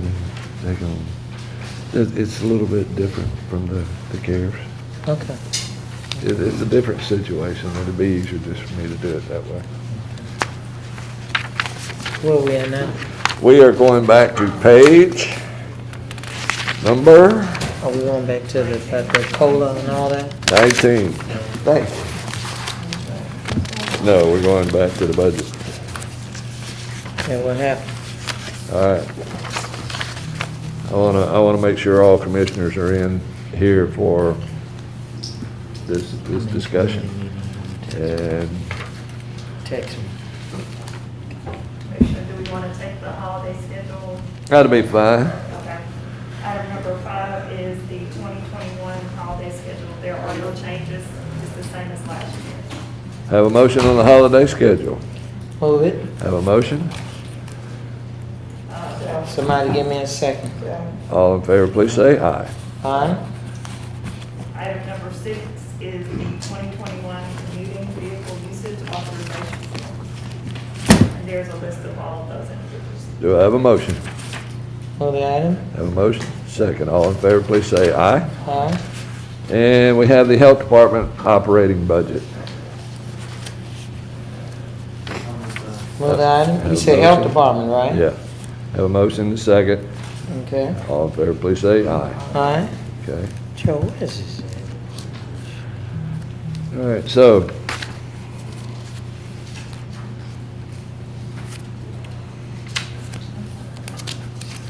that brings us to operating budget, Plan A, Plan B, and we'll need, Commissioner, we also have the longevity pay.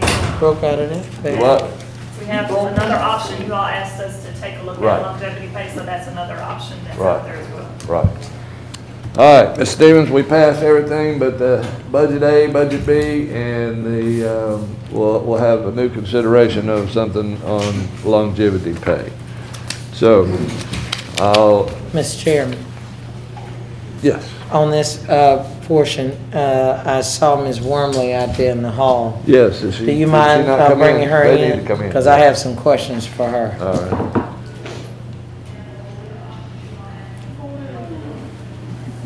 And I think that I've got some information on that item that you didn't have on yours, that you had on yours, Cal, that was removed. I want to address before we move forward too much. All right, well, let's do What that item now. is that? You want to go ahead and do that now? Yeah, what is, There was an item that way back when, we were talking about the AED devices that we put in here. That's been 3 or 4 years ago now. And we had a proposal that I think that all the commissioners had. And it was supposed to have been on the agenda from Commissioner Tyson, and I think it Commissioner Knight, because it was in general service. And it was hung up in legal. And I just, that's the reason it was removed from the agenda. It never made it to the agenda. So what? Is this what a was the CARES reason? Act? No, Funding? no, this is a regular agenda item, the resolution that we had. Resolved, Jefferson County Commission, that the President of the Commission is authorized to enter into an agreement with Cardiac Solutions for at least purchase of AED devices following the findings of a detailed study that they were going to do. All facilities based on the Heart Association standard agreement shall be for the least not to exceed, and they don't know how many units would be needed. At a cost of $99 for the first year, and it can go away after that year. And a total cost not to exceed $59.4406. And that was removed, and it was still in from legal, I believe. That's number 6212. Do you have an update on that for me? I do not have that. That's, legal had sent an email on that. I didn't get that. What was it? What did it say? That this item needed to be bid. Is that what's holding it up? Yeah. Okay, I can offer that this item, these cardiac solutions are now, they're part of the state bid list, and that they do not, it's just like buying an automobile or a car. I'm sorry, Joe. That it is included on our state bid list, and that we can move forward with what? The bid? Yeah. I mean, it still has to be. Put it on the agenda to vote. I mean, does it still have to be bid? Still, well, I think It's on the state bid list. it's on the state bid On the state list. bid list, you don't have to. No. Okay. So that allows us to at least get it to the agenda, which is what I think the purpose was for us to study it. Commissioner, this actually was your baby to start with. So, I'd like to present that for unanimous consent.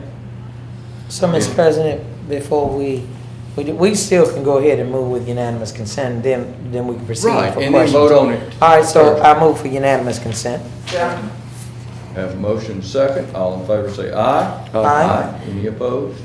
So here's my question, Mr. President. So based upon what you just provided, This is dealing with the defibrillator, am I correct? That's right. Okay, we received some information, or at least I did, on last week. Is that a part of this discussion we're talking about now? I know it's related to that. I don't know. Yeah, I don't know what you received or who you talked to, but this is something that we've been going on a long time. You know what I'm talking about? Okay, so if we're talking, I just want to be sure. Yeah. Okay, all right, so in other words, now we're putting it out for bid as opposed to previously it had not been bidded out. Well, It's on the state. no, it's on the state bid list. What that allows us to do is that allows management to do a detailed survey to see exactly what we need. And what they're gonna do, they're gonna standardize it at $99 a year for the first year. And then I think the resolution says not to exceed 168 units. But that would be to be determined by management. Yeah, I'm sorry, you didn't get one of these. Yeah, let me, thank you. This is a revised resolution. Right. And this would be in, they would look at all senior citizens, every place that the county has, every place the county owns, but actually every place where people congregate and assemble, in order for them to remain safe. You know, the sheriff department put one in each deputy car a couple of years ago. Yeah. And, you know, it's been a great program, and they're all trained on the same one, and I think it will work out very well. I guess my question to this is, I noticed that it's saying 2022.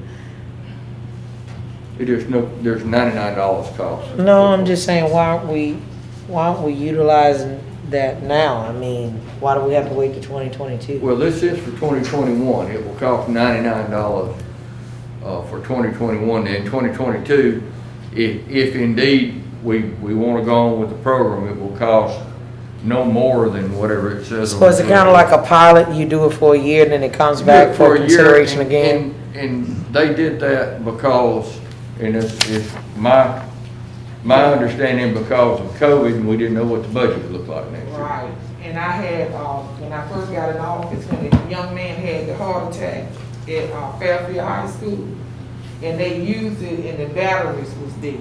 And so I just looked at the ones around in the building, and it was a blinking thing on them. And I was like, what is this? So I called, I tracked down the person, so they sent the paramedics out, and they looked at all of them, and majority of ours, the batteries was dead, and they was all different kinds of defibrillators. And some of them was outdated. Majority of them was outdated, because they have a life expectancy of so many years, and we were in pretty bad shape. Mr. Tellis, what you say?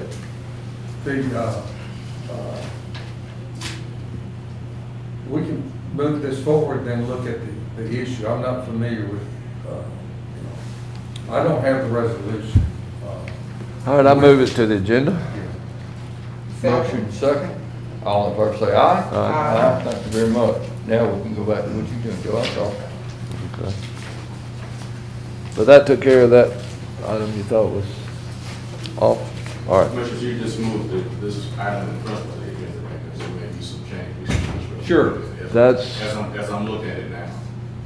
for the resolution. We moved it to the agenda, subject to cross-outs and add twos. It needs to go through the process. Legal, budget, the whole thing. I was under the impression it had. It was held up in legal. Now, the budget, do we need to do a budget amendment today also? Well, it depends how many units it is. It depends what you're gonna buy. But it hasn't gone through the process. It went straight to legal. Well, then how come it didn't go through the process? Well, legal was the beginning of the process. I agree, but you just said that it didn't. But legal rejected. Legal determines, huh? They rejected it on Friday. Right. or Thursday. You talking about this item? So As it goes through the process. As we understand it, the way it was originally presented, there was gonna be a bid law violation. That's why it was rejected by us. Okay. We now see that the purchase of these, if these are in fact on the state bid list, then it would not have to be, it's not a bid issue. But some of the rest of the language in here, I'm not so certain about to do. I hear what it appears that you all want to have it done. Let me tell you, Theo, there's a way you can look to try to get it done for the benefit of all of our citizens. Or there's a way you can look to try to not get it done.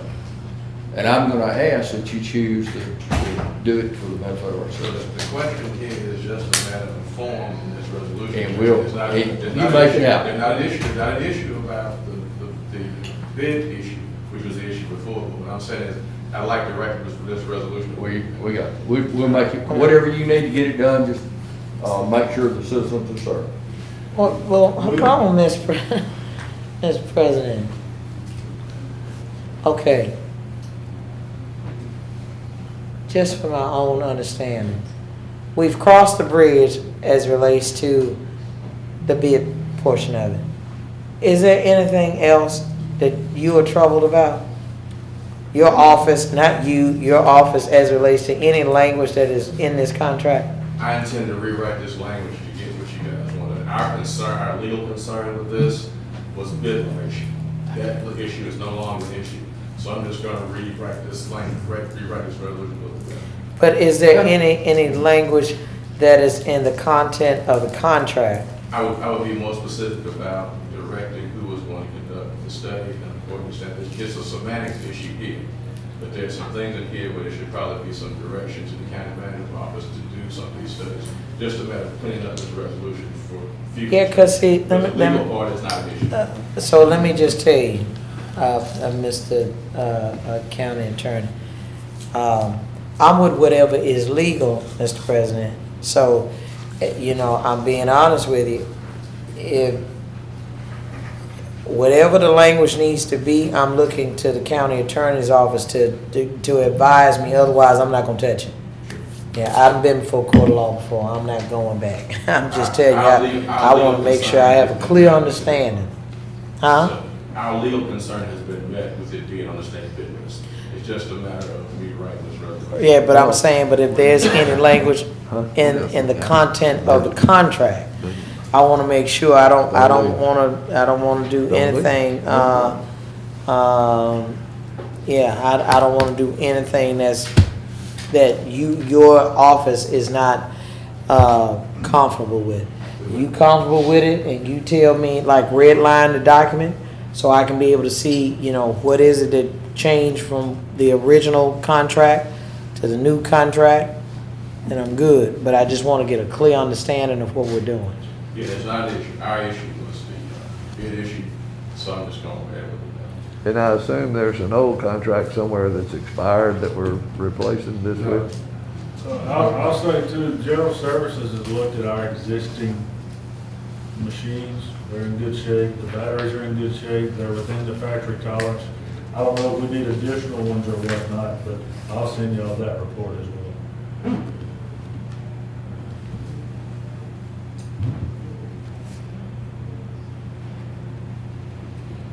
Yeah, we would probably need to look at that contract, Mr. Lawson, make sure that there's not a penalty for. We don't. I think this is just like I said, our issue is just the bid law satisfies. This is adding more units. Okay. The units we have, we own those, there's no Okay. maintenance with the organization. Well, who maintains them? We do, the county. And that's the problem. Some of them were out of. And they different kinds too. Okay, yeah, we ought to all know which buttons to push and. No, they don't. And no, I'm saying it ought to be uniform. Right. That's what I'm It's saying. absolutely, we just You put an know, article, I'd just hate save to- the person in Homewood. I'd hate to have shock Steve and then read the directions to shock Splashunda. I just give it to Max with her though. Oh, you're so dangerous. You just gotta remember to say clear. All right, so we'll get this to the agenda. Mr. Lawson, you will be giving us some further direction on that. All right. Now, You're gonna redline it, right, Mr. County Attorney? Okay. He's But I'm blue- saying you're gonna redline the contract He and blue lining it resolution right so there. that we know exactly what changed from what to what? Okay, good deal. All right. All right, operating budgets. Draft A, and we have draft B. Draft A is without a COLA. Draft B is exactly the same, but includes a COLA. We also have received some information from Mr. Halsey. Ms. Dixon, you want to address that, or Mr. Halsey? About the longevity pay or issue. But am I right, Ms. Wormley, that this is exactly the same, one's with a COLA, one's without? That is correct. Okay. Draft B includes 1.1 million more on non-departmental, which is on page 2 in the Right. general fund. Yes, sir, Commissioner. I don't know if anybody needs a copy of the proposed resolution, if you have a chance to read this morning. I don't know that I have the resolution. This is a resolution for the longevity pay. Yes, sir. Well, I've seen it, but I just didn't know if I had it or not. Probably do. Yeah. Two scenarios. Well, now we have three. Well, the longevity, there are two, plus, Right, there's two COLA. longevity, and then we got the COLA issue. Yes, sir, we prepared, skip, draft B of the agenda was just, the possibility, if you wanted to explore a cost of living adjustment, and the impact on that was for $1.1 million for the general fund portion of that. During our discussions last week, we also were discussing the possibility that the budget does include merit increases. There was some discussion about the COLA and the concerns with adding that to the base of the salary benefits moving forward.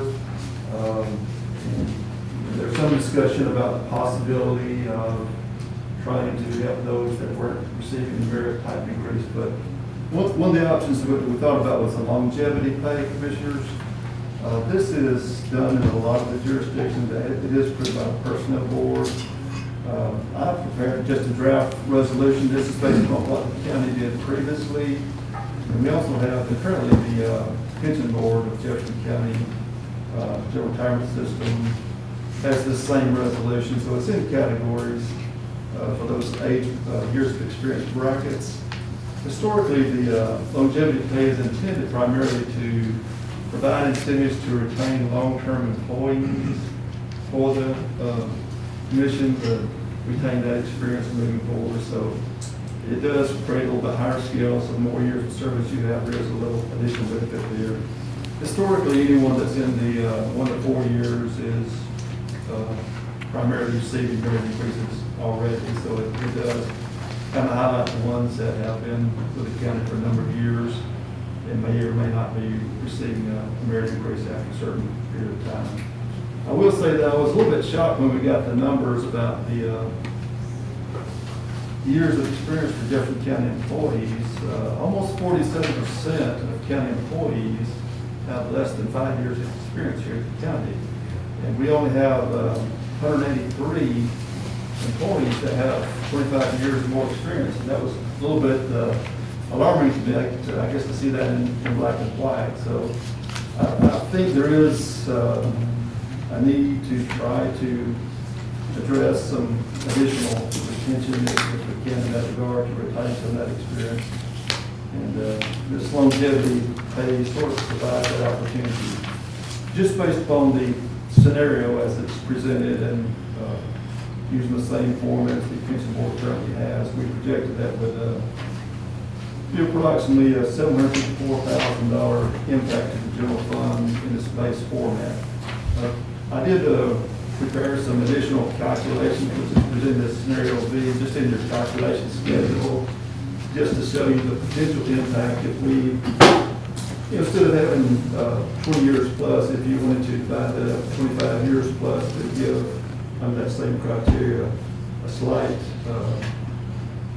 increase for those that have 25 years or longer, past the 20. There's a small impact on this. The impact to the general fund would be about $27,000. If you wanted to include all employees on this, including the 0 to 4 years, there's $200,000 total cost, which is $182,000 to the general fund. And we're just presenting this information to y'all for discussion purposes to see if that's something the commission would like to consider. So let me ask this question. Scenario A.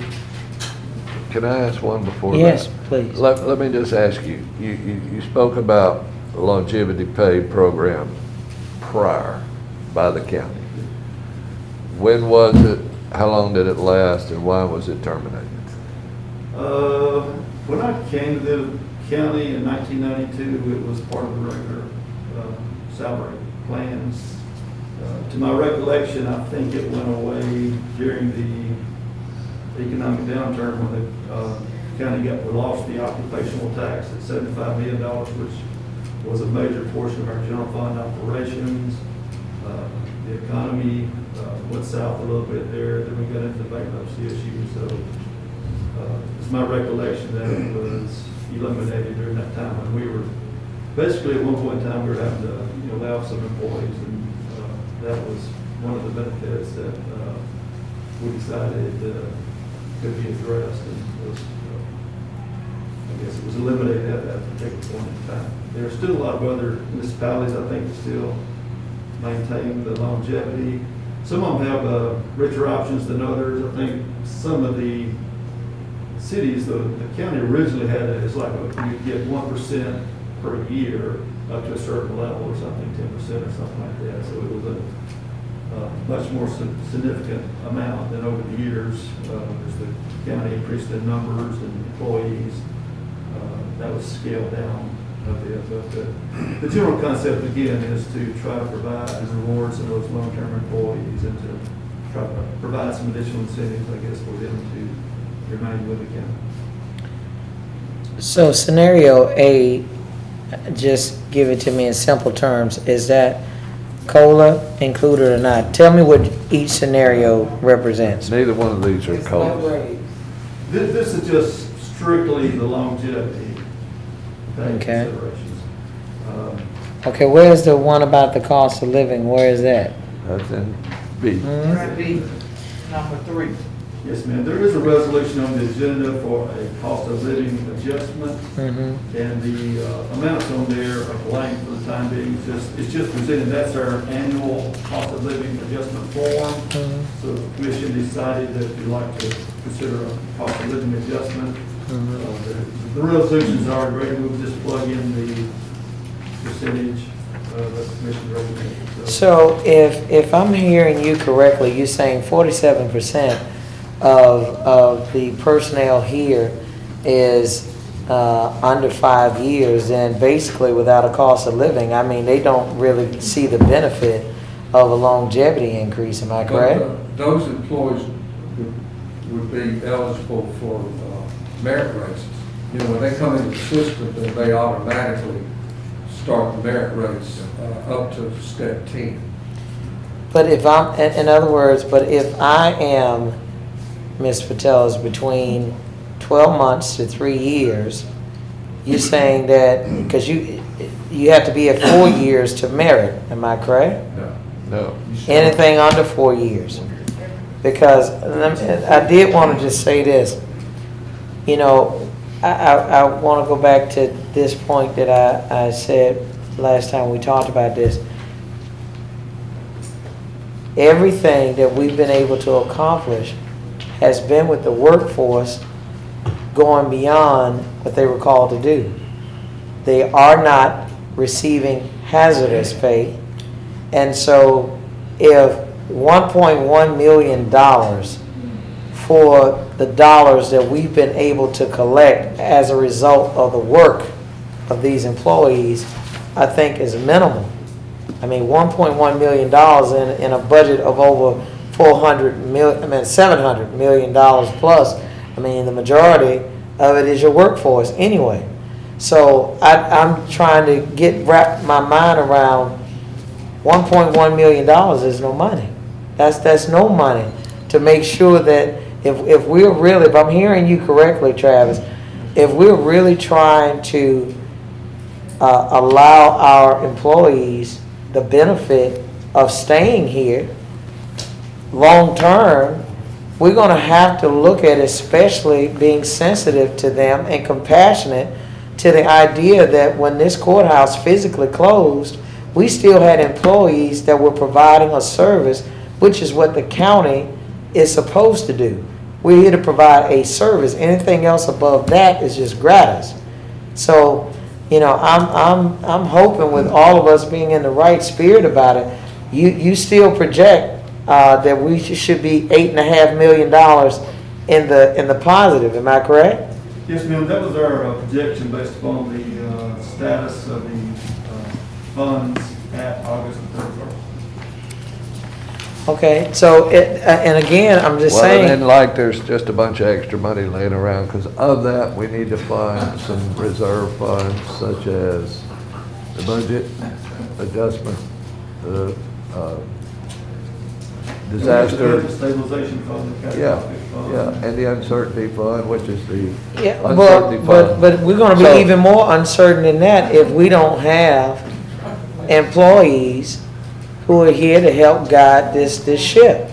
And I'm just saying, you know, we have to be very mindful of the kind of, you know, how we really place a value on the work that they're doing. I know that what can be stated is, you know, hey, be happy you have a job. But, you know, I think the commitment that they have given back to the citizens, that came on the forefront. And that's why I said, if you're talking about a very minuscule amount of money, $1.1 million is a very small amount of money when you look at the overall big picture. And if 47% of your workforce is you know, not even eligible for longevity, then I'm asking us to at least be mindful. We went from 2% to 1%. That's how we got to $1.1 million anyway. May I? Yes. I understand, Mary. I hear where you're coming from. I want to add a little bit to it if you don't mind. I think that, Travis, your plan that you have, which is Plan B of your resolution. The 1%. Well, it's not a 1%. It's more than 1%. The 1% COLA would cost 1.1. Yes, ma'am. What I see here is I would rather propose over this 1.485. It puts more dollars in the employees, and it will include those that have been. It's kind of a thank you for working with us through this crisis. For the 25-year employees, they will receive their longevity pay, the 20 to 24 years. And it's going to cost the county a little more money this year. But I think that with everything being said and done, I think that it's worthwhile to say thank you to those employees, and it puts more money in their pocket, especially right here. When were we proposing to administer? Can we do it in one lump sum around Christmas time? No, well, Mr. President, I would ask, you know, I love the idea of where you're going. I think that if we, but Mr. President, I think if we spread that out, that probably would be more appreciated than if we did one lump sum. I think if we did it in, you know, per pay period, and then, you know, I don't want to speak for that department, Mr. Patelis, Ms. Wormley. I think I asked this question before because Mr. President had already talked about initially maybe $250 and somewhere around December. and so this had come up before, would it not be more incentivizing for us to do it incrementally as opposed to one lump sum? And that's only that's just a one time, that's the one time. right? Yep, well, but see, can you answer that for me? A COLA would be more beneficial for the employees because it would be incremental. Because that's what. I would like to move, budget number 1 with scenario B. Wait a minute. Okay, so Well- then well- you need to break that down to me, Mr. Yeah. President, what you just offered. Let- Because hang I on, think we hang on, need hang to. on. Go Let ahead. let's do this. We have a BMO, draft B, COLA, 1%. Do I have a motion? Yeah, move the item. Do I have a motion? Do I have a second? Seeing no second, COLA is out. Now we have. So we're not gonna even do a cost of living. Now we have BMO Draft A with no COLA, but we do have a substitute with Mr. Travis Halsey. He's proposing a longevity pay. He has proposed 2 items, This is the one. 2 scenarios, A That's permanent. They and a never B. have to remove that, but the COLA is And removed. do I have a motion It's only on once a year. longevity pay, When they say out of- scenario B? So hold on, Mr. President. I mean, Have Mr. a Chairman. motion. Do I have a Hold second? on. I mean, Do I I have a got se- a are you a question, second? Mr. Chairman. Second on the one-time longevity. Okay, I have a motion and a second. Now for So, discussion. so right here, where did this draft B? I mean, did you, we just turn that down? You just had a motion and there was no second, yes. See, this is the one you talking I about. thought it was off of this agenda. Well. The COLA, off of the COLA, you got too many pieces of paper coming around. So hold on, Mr. Chairman. Then if possible, can we go back to that cost of living, Mr. Chairman? You wanna, There's a motion on the floor. Yeah, we because. have a motion and a second on the longevity pay scenario So, B. Mr. President, here's, It's his turn. oh, wait a minute, hold on. Mr. I know, I'm going But I- back but to I- the chair. but I did. But it Like was that your record. motion, and so, Mr. President, I'm going back to you. Will you hold your motion, withdraw your motion for now? You mind withdrawing your Okay. motion? All right, All have right. a motion All withdrawn. right, So that so- motion's gone. All right. Now, there's a, So, Mr. Chairman, I'd like to go back to the original motion. well, I'd like to go back to the original item. we had a motion and there was no second. Well, but that's why I want us to revisit it now that Commissioner All right. Tyson Okay. didn't, All she right. wasn't aware that All that right. was the one that you So were we all referring to. on That's the why same the page? cost of living. This piece of paper right here, and the one that's on the agenda this isn't on this agenda. Right? Right? Right? And that, this is the COLA increase, right? This is just, That's just. that's just a longevity, so this is temporary. Yeah, this is temporary. Once you get this, that's it. I'm talking about increasing their salary 1%. All right. So, This is B Let's- right here. This is the one, you did not put, this was not the one you put on there, you pointed at this piece of paper right here. I was So looking at this, this page. well, now, see, I don't know nothing about that. Y'all bringing too many sheets of paper to That's a the table. BMO draft I don't know, B. all I'm going by is what's on this agenda, and it's a 1% increase on their salary, and that's B. Number 3. And you didn't second it, but You But did she not- didn't, but you she did didn't not understand say it that. to be. You to did not be say I that. think I was very clear when I Motion said it. again, so. you say. All right, You did so, not say that. I I know B, he here, said. let's be perfectly clear. BMO, draft B. Do I have a motion? move the item. I have a motion. Do I have a second? All right. All in favor, please say aye. Aye. Aye. Opposed? That's noes. 3 noes. All right, so draft B Hold on, so is Mr. not Chairman, passed. I want to make sure that I, just for the record, so we're saying the cost of living, The COLA of 1% did not pass. okay, then let me ask this question before you go to your next item. All right. Do we have a one-time cost of living, 1% COLA increase that is somewhere in all of this paper? Travis? Right there.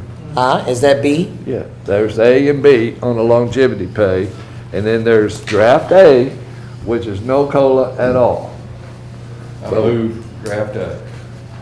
With no cost of living at all, Mr. President? That's a separate resolution, we're gonna have to pass that we just get through today. Right. That'll take unanimous consent to get on the agenda. All right. Which one are you referring to? You talking about the resolution he just passed out? This one, what we were given today, Right. it will Did we not require move it to unanimous unanimous consent? consent. Now, what we received in the Did we? budget packet, we can vote on. We did not. Okay. We can Okay, vote. so this item right here that was brought here, okay, so is this a cost of living increase or not? This item right here? Which one? It's a one time, but the 1% increase on their salary, they will get as long as they working here. I get it, but since they can't get it continuously from our three brotherhoods, can we at least get one? Can we get 1 year? That's what we were Well, that's what trying to we're get gonna vote on to. right now in just Okay, a second. and But so- we have to vote on, Right. we have to vote on A. Right. And then we're gonna present this for unanimous Okay. consent. All right. Okay. And then we'll vote on that where they will receive. Okay, because I can tell, you know, we seemingly, we don't have the But look votes at for the this too. permanent. But look at but- this too. This is section A, and All section right, B. well, here's, The 0 through 4 years get no money, and this right here, the B, 0 through 4 years get $250. That's the one that I, Right. withdrew last I time. know, I'm trying to make sure she knows. Okay. all right, let's do this. BMO, draft A, this one. Do I have a motion? I move. Have a motion and a second. All in favor, please say. I think we probably would need to do a pen and ink for the longevity on non-departmental, because it does not include any type of salary increase in draft A. We were entertaining the longevity when we did A. It was COLA or no COLA. So this is actually a third version if you include the longevity pay. Right. So if the intent is to include longevity pay, we would need to add a line on non-departmental that. Can that be? To funds A. that. Can To that be A. an amendment? Yes. It could be Yeah. I think it could be a Amendment? enemy, and then we would make the adjustment before We Thursday. can do it after, or, okay.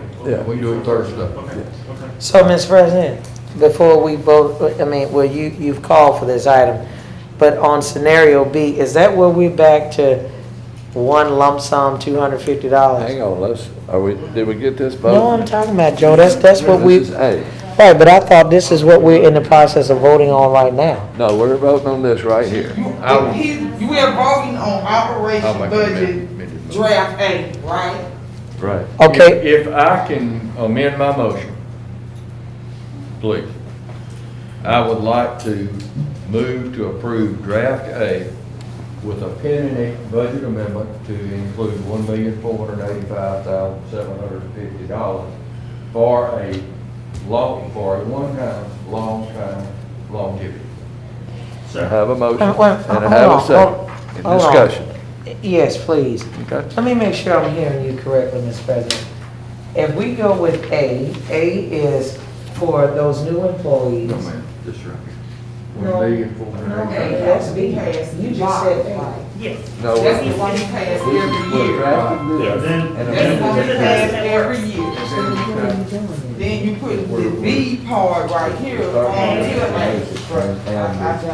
This is the resolution. But they should get hazardous pay then. How could you not, you want people to work, yeah, you want people to work up here around all these sick I think citizens the coming in here. Does that cover what you needed to Yes. cover? Okay, so Y'all now, don't want them, I got it right here. Now, we have Y'all don't a, wanna give the folks no hazardous pay neither? we have a BMO draft A You want your daughter working and up here doing amended that? with a longevity scenario B. She get hazardous pay too. And we have a motion and a second. So, Mr. President. We have Mr. President, BMO draft A Then if we don't get, amended to a BMO draft. Now, I can't talk over you, ma'am. BMO draft A and amended with a BMO draft A, amended with a scenario B of the longevity pay. Now, I have a motion and I have a second. Do I have further okay, discussion? Yeah, a further discussion. So if I'm hearing you correctly, on this budget here, it seems that it's more, and you can correct me if I'm wrong, is it more advantageous for those who qualify for longevity with the motion that's on the floor? Yeah. Because what I'm saying is that for those persons who've only been here for a short period of time, They'll get it. meaning like, They'll get $250, period, that's it. And they're married. And they're married. And they're married. okay, so then tell me how much is a merit increase? 5%. I think it's a 5%. It's 5%? They're gonna get 5% straight up. This is So they gonna scenario get that B this- that y'all folks. They get it every year. 250. Yeah. But what I'm saying, but Mr. President, $250. so, but Mr. President, if Miss, Plus the but Miss- COVID-19. but Mr. President, if we can, you know, if you don't mind, before we make a clear-cut decision, because I'm pleading with us to just think through this a little bit more. So, Ms. Wormley, let me ask this question. If 1.1 is with it being spread out over a 12-month period, am I correct? At $250 for the number of employees that we have total, what's the difference in the math? I don't know the difference. Do you want to use my phone? If everybody, I think, received a $250 payout, I think it's roughly $700,000 if every employee. So in other words, you're talking about, let's just say hypothetically, you're looking at $750,000 versus 1.1. So what I'm saying, What I propose is 1.485, which is more than the 1.1. It puts more dollars in every employee of the county, whether they're getting step raises or not. You don't get a step raise past 10 years. So whatever you do, all that those people get is a 1% COLA when we can afford to do it. What you're doing this is you're giving these people much more money than you would if you passed a COLA. but that's not what budget just Tell me whether I'm said. right or wrong. That, The impact is larger. There you go. wait a minute, Mr. President, because that's not my understanding. It's very similar. But Mr. President, that's not what my understanding is. That ain't $2. Are you saying that? And I guess because I'm listening more of what Ms. Wormley said. Are we saying that the scenario of $1.4 million in this instance is more than $1.1 million over an extended period of time? Hold on, Mr. President, because I want them to answer me. Is that what's going? Because I don't want nobody to get no kind of, you know. I don't want to hear somebody got some negative feedback. Just talk to me. So if it's 1.4 as is being proposed right now, mathematically on the surface it appears to be more, but is it more when you're talking about 1.1 versus 1.4? And Travis, can you tell me, Ms. Wormley? Well, the 1.4 is a one-time payout. Right. The 1.1 would be this year, next year, the following year. That's what I'm talking about. Right, but I'm saying, could we not do a cost of living? But here's what I'm saying, can we not, since we don't have the consensus here, can we not look at 1.1 for 1 year? Over this incremental stage, the salary calendar year, Mr. President, and then come back and look at it for next year's budget if we choose to do something different. Would you entertain that, Mr. We do President? that every year. We've done it for And that's 7 part years. of our budgetary process. You We talking about the utilize every 1% year. COLA?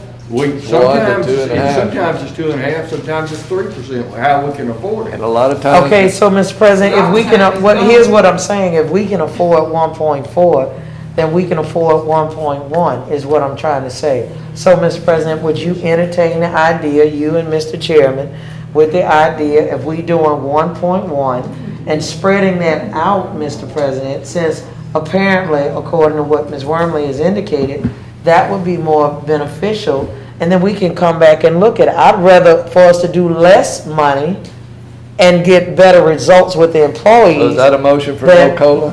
Huh? That's a motion for no COLA? Well, that's a motion for $1.1 million, 1% for this year only, not a continuous, but at least for this year only. And it can be subject to funds And that- available on the next budget cycle. That's all that I'm saying. And that motion's been made and it wasn't passed. So now we're on this motion. But I think before you say that, I go back to how this plays out when we talk about in the media, Mr. Chairman. If we're saying, I'm worried about the employees too. Okay. And if we are, an employee just told you how we need to do it, Mr. President.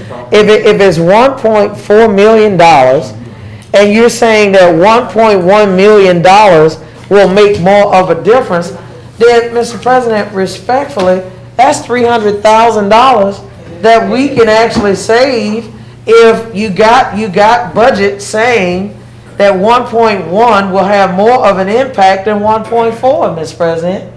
That we can say that $300,000 and put that somewhere else in the budget. So you If they're saying that works better, Mr. President, and who would know better than the finance office, the finance department? If they're saying that 1.1 benefits employees over a 12-month calendar year than 1.4, then, Mr. President, we save $300,000, and we're yet giving employees what benefits them the most. That's all that I'm saying, Mr. President. That can be better utilized somewhere else in the budget. I will amend my motion for you. I appreciate Just for that. you. I appreciate that. I would like to amend it to a $1.1 million cost, not cost of living anything, but a one-time to be distributed along the paycheck, equally throughout the year. Now, what you've done, When the year now up, what you, when that year's up, that's you got to decrease their salary. you're gonna decrease their But- salary but- at the end but of the Matt, year. but- But you're talking to yourself out, you're talking to employees out of money. No, I'm not. Yes, you are. No, I'm not. Because, listen, am I talking employees out of money, Ms. Wormley? Okay, well, all right, because Commissioner, I would like to make a clarification, I guess, if we're discussing this. I will say that when we talked about the 1.1, that was the impact to the general fund. I think the actual cost of 1% across the board, which this scenario of longevity would be across the board as well, so it would include all funds. And I think, Lena, I don't know if you got the schedule with you, but it was a 1.5 or 1.7 total, I forgot. The total dollar cost for. I'm gonna say that if you go back to that original scenario, the employees will be satisfied. We're not, looking to the future as far as understanding how much dollars would be available. We're living in uncertain times right now. Right. And a lot of people are just lucky to have a job. And right now, if we can take care of the longevity of our employees for one time, and to go back and look and see next year what the course of our county revenues will be. Mr. We President, can go back and assume a normalcy and our past pattern and practice, which has been to add to it each year. But Mr. right President. now, in these times, I can't afford. so Mr. President, I'm going to second your motion that you made just a few minutes ago. And Mr. President, I'd rather for us to take the risk of $1.1 million for 1 year. You need to ask him what the motion was. No, I'm paying attention. Okay. Because what he just said 5 or 6 minutes ago was $1.1 million for 1 year. I'm clear on what he said. You said one time. Right, but Instead of 1.4. Right. no, Instead but of 1.485. Right. Yeah. He's gonna get a second on that that's gonna motion. get you more. Be careful. yeah. So here's my point: $1.1 million, which is a COLA for 1 year. We could That's come. not a COLA. Not a COLA. It is not a COLA. It's not a COLA. It is It a doesn't one-time accumulate the stack expenditure each year. of funds. Okay. And what you've done With that. Okay, you can have the employees mad at me, because I think they hear me advocating for them too. Okay. So I'm good, Mr. President, because, wait a minute, hold on. Let me make sure that for the record, that we're clear, because I'm not taking anything from employees. In fact, I know this kind of jargon when I hear it. I keep telling you, I thank God for being at the city of Birmingham. So I'm being very clear so that it's written correctly and that people hear me correctly. $1.4 million, according to what has been told to us by an employee of the finance department, is not a which equates to a $250 one-time payment to all employees. It has been suggested that it would be most beneficial for employees for us to allow it to go through the calendar year. And I'm saying, since we do not have the votes, Commissioner Tyson and I, we don't have the votes to have a consistent cost of living 1% raise. I'm asking respectfully, can you at least give the employees 1 year cost of living raise, and then we can go back on next year and look at it from there. But for now, if they are not getting hazardous pay at all, is it not possible for us to do that? And from what I just heard at least 10 minutes ago, you agreed, you put that caveat that I was taking away money from the employees, but that's not what has been advised to us, the $1.1 million. And over a 12-month period of time serves them better. So who knows better than the employees what benefits them the most? That's all I'm saying. And yet we're saving $300,000, Mr. President, in the process. Now, it sounds as though you agreed to that. No, But there is no COLA. There is no COLA. Okay, so if you want to do the semantics on there is no cost of living, okay, $1.1 million that can be given to all employees equally divided. However you want to put the semantics, I'm saying they said that works best. Commissioner, They're talking themselves out of money. They're not talking themselves out of money. They're not talking themselves out of money. Listen, Scale, listen. If we use this one right here, they are not going to give, if we get the 1 cent increase of their salary for a year, that means the next year, 2022, we know it's going to end up being a downfall because of the way the COVID have done. That means they're going to have to take that back from them. So they will be getting a decrease in salary. But they got that understanding anyway. I understand that, but I want this without a year. I want it permanent. But we don't have the votes, and they've already voted it down. So they turned that down. Right. But if we get the budget draft A, which we have to do that anyway every year, we have to pass that every year. With B on the COLA rate. But she just. The mayor. But she just said that doesn't benefit them more than it being spread it out. Getting that 1% for a year is not going to benefit them, period. No, she just said it would. She just said it Okay, would. wait, listen. Tell her again, will that benefit them? Since the COLA has already been voted down, Right. at this point, scenario B is better than scenario A. Correct. She talking about this on this page. So, but what I'm trying to say is that if a cost of living is done for 1 year, since you all are not getting hazardous pay. There's no cost of living. Okay, whatever the wording you want to do, okay, but whatever the appropriation, we're not going to give it a name. Whatever the appropriation of $1.1 million being divided equally amongst all of our employees, are you saying that this $250 one-time amount is going to be better than you all getting $1.1 million to be equally spread amongst all employees for the calendar year? I'm asking which one benefits the employees. long-term, the COLA benefits, but since we don't have the support for 1%, the best case scenario is scenario B. and 250 is for those individuals who are less than 4 years.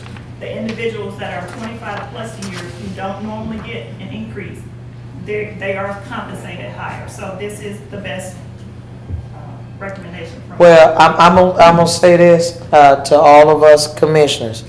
I wanted to be on the record that if you all, and you're not getting hazardous pay, you know out of this finance office what benefits all employees more than any of the 5 of us sitting here at this table.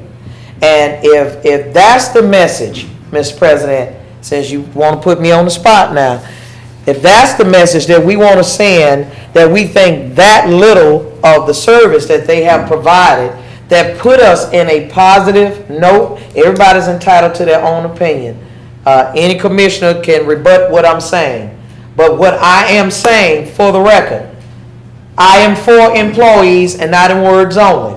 And you're not going to tell me if they're sitting here, no matter how loudly we speak to them, an aggressive tone that we use, they just told us what benefits them. And if you're not going to get hazardous pay, and everybody gets it, okay, then if they're telling you $250 is not going to be an incentive for us to keep these new folk at 47%, that's how many we have, okay? They get that plus 5%. Mr. President. They get 5%. Mr. President, let me say this. We are in a very fortunate situation because we have committed employees who have worked tirelessly, and there are some who have gotten 15% departmentally, okay, and it didn't have an impact on other folk. Every department head has to have staff that supports what they're doing. No department head can run an entire department, Mr. President. So I want to be very clear, because I'm articulate enough to say what I want to say and say what I mean.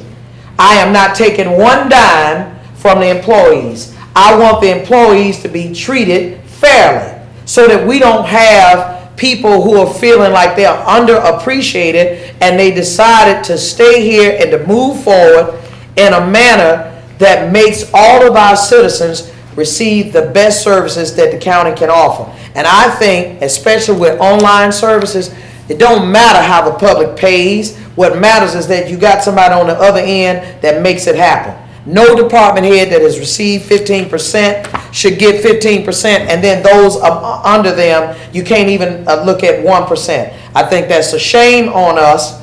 We're in a good place, and I think that we just should have been at least a lot more sensitive. If somebody told you $250 for one time and a Christmas pay and all of that, if they said that that didn't work, and we're saying we're concerned about employees, give them what they asked for, not what we think. All I wanted was for us to stay within budget. So I'm clear, Mr. President, I'm not taking one penny from them, okay? I'm just saying that, Mr. President, you know, because we have a way of playing on words, and I'm really touched by that, because I don't think sometimes we get it. We can be pencil and paper pushers, and don't put yourself in the position of these folk. And there have been some people out of all these COVID cases that we've had, if we want to remember the person who did die of COVID, who came on this job, then we should do what we need to do to show that this is our gratitude that you stayed. You helped us to weather the storm.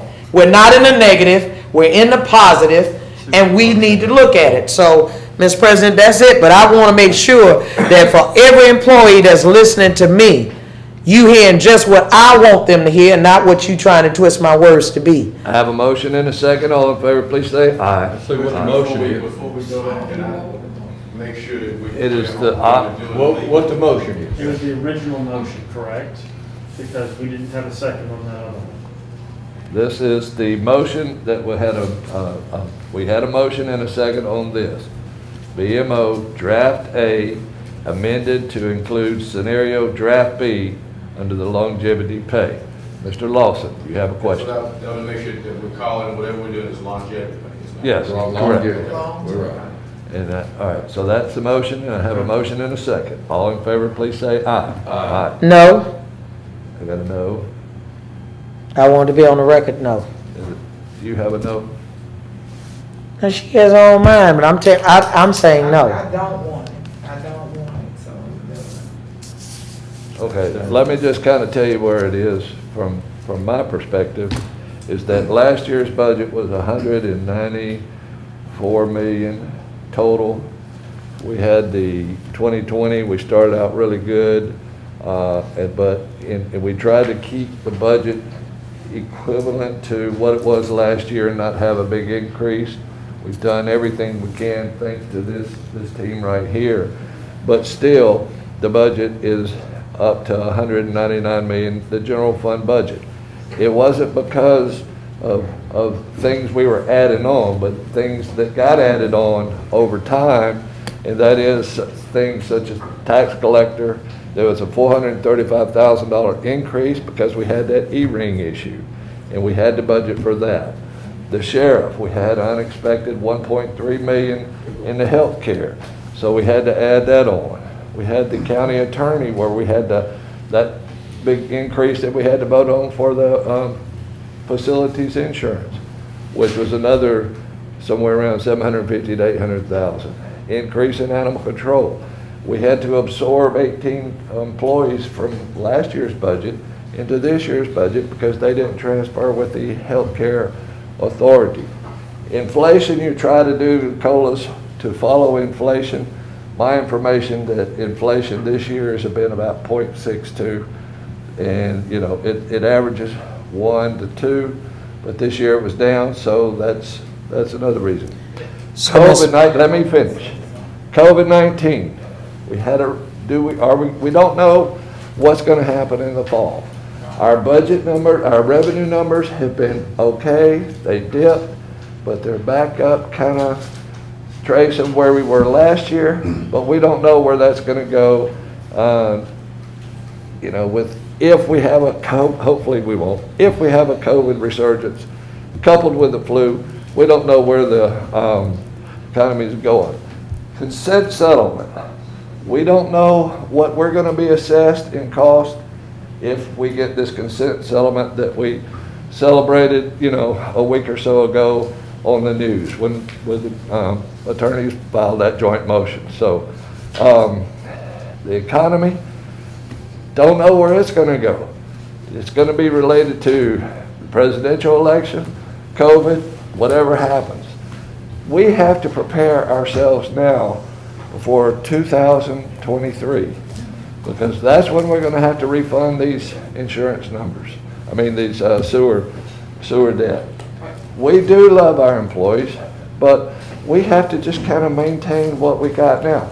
We'll try to do this bonus to give them something, but the last 7 years we've had a COLA increase of 1.5% to 2%. So we have rewarded our employees for the good work that they do. But we also have this duty to the people of Jefferson County that pay these taxes, and Lord knows we've hit them with, we didn't, but they got hit with some property tax increases, gas taxes, but you know, we use that to benefit what we can do at the services of the county. So we have to try to stay the course is what I'm trying to do. Can I vote? Can I speak before I vote? No, She never did vote. I never did vote. Yes, you can speak before you Oh, vote. y'all talk too much around here. Y'all. Oh, you can point me out, I'm good. Scales, I wasn't talking about you. No, I'm talking about him, what he just said. He's trying to talk about the reason, I'm trying to let y'all, make y'all understand. Now, I already know that we could not pass budget draft B with the 1% increase on their salary. I'm with the B and the A, because A have to be passed anyway every year, just to regulate their employees. I feel like they should get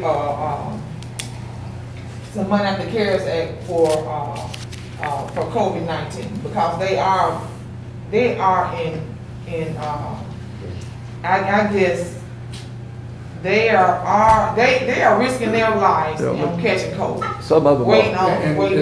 on these, but it's taking too long to even approve the people who are. You got 45 different cases over in the jail. You got maintenance employees going over there, working, Kind of putting revenue up, too? like, I'm talking about, and you're not even, it's taking too long to approve theirs. It's ridiculous. You got our security wrestling down citizens. One of the citizens ended up with COVID that they had to fight. They risked their lives. We had moved on there. I'm talking about the money that we can give them. Everybody telling you to give people money who don't be out and risking their life in the public, but you can at least get the ones that are, and it's taking too long to approve when we could just go ahead on and send that in to make sure we get these workers covered by the CARES Act money. I am going to vote for this plan because I know this is gonna be the only plan they gonna get that's worth anything. But y'all know, and I understand, Joe, you ain't the only one know numbers. I sit here a lot of times and I don't say nothing. If I don't know how to do nothing, I know how to count money. Bet you can't come over and mess with my money. I know how to count. And I know that it's going to hit us. And I truly feel like it is because I'm out there and I see the people getting sick. Scale out there, she sees the people getting sick. So I am afraid that it's going to affect our budget. So next year, we will see a big drop in the revenue that's coming in. That's what I'm afraid of too. I am afraid of that. But we've got to give the workers that's working in hazardous conditions their increase off of their COVID CARES Act money. And I've talked to Tony about this, have I not? No, every week. And we're gonna get it, and we will be able to go back until March, so. Yeah, because they deserve that money. So let me ask this question. So for the department heads that we approve 15% for, right? How long are they gonna get this 15% raise? To December.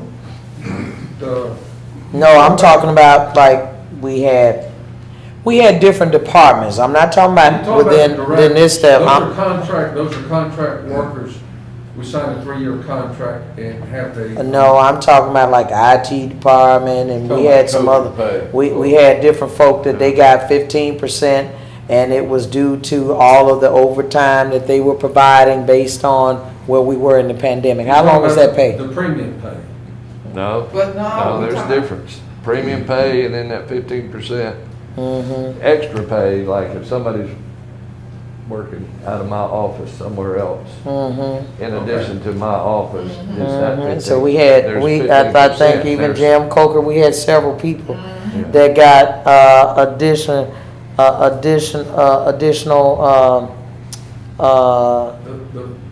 we have people who are working directly with EMA, who is part of that team, who are getting the premium pay on that. And what we'll have to do on those employees, we just have to prove that they did do COVID work and we can get reimbursed on that. So here's the commission can't do that. That's got to be up to you, or you got to do it. So hold on. Let me, if you all will allow, because you're talking about me anyway, so I'm gonna give you some more to talk about. Okay, so that's the reason why I said earlier, what do you tell the support staff if the head of that department is making 15%, and all we're gonna offer them is a longevity pay? Well, we also have support staff who's doing extra work. Yeah, but they're not getting paid for Yes, it. they are. Yes. What are they getting paid out of? What is the funding source? They're getting the premium, which is based on the COVID. We will go back, they have to justify that. So hold on, because I want to make sure I'm quoting you correctly. The funding source is what? The CARES Act money. CARES Act. Anything to do with the CARES Act. Okay, so are you saying then, Mr. Patel, is that those employees who serve under those various departments, where those department heads have gotten a 15% increase on their personal salary, you're telling me that they too are getting CARES Act money? No, I'm saying that the premium pay that we're giving to different employees is based on them doing work above and beyond what they normally do. We have people in this building, up and down in all the departments, receiving premium pay, which is approved by the personnel board. Now, with that said, we also have people doing work on the COVID that we will be working with the payroll to determine if we can be reimbursed on that for the COVID money. So what's the difference between premium pay and COVID money? The premium pay is you're doing work outside your job class. So somebody leaves the department, then they need. Yeah, but I know that we gave the IT department head, we gave them a 15% raise, and they were in their department. They're doing what their department does. I think we did the same for Travis, but I think Travis was more because he served in an interim basis as it relates to CFO. But there have been other folk that we approved on this agenda that they are working as you all explained.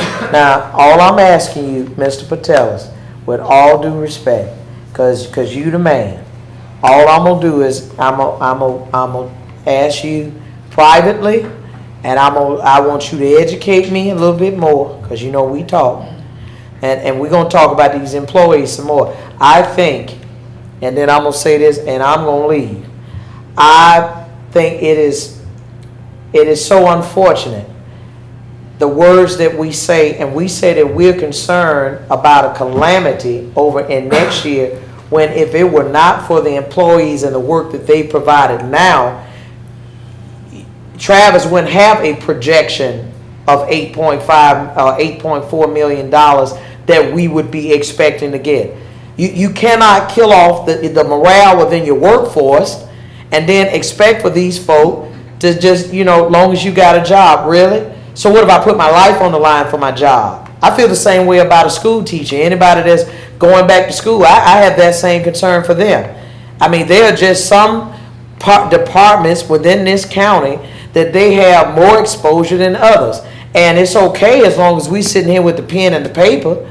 But for those who got to actually engage the general public on an ongoing basis, I'm telling you, we got to be more sensitive. And Tony, all I'm asking you is that no matter how loud our voices get, and no matter how much it can be implied that we may be threatening you either one way or the other, I want you to speak up and tell us what's going on about these employees and what will best serve us. The one thing that you don't want is a low morale staff, and they feel like coming to work and them putting their lives on the lines really didn't matter.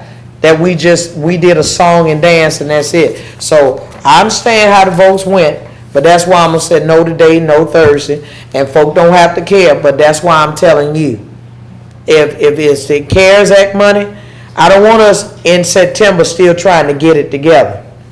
Okay, I want us to at least for them to that materialize before the end of the year, before we have to give this money back. And Joe, I hope whatever that you were over there saying, sir, is going to turn out to be a blessing. It's going to be a blessing.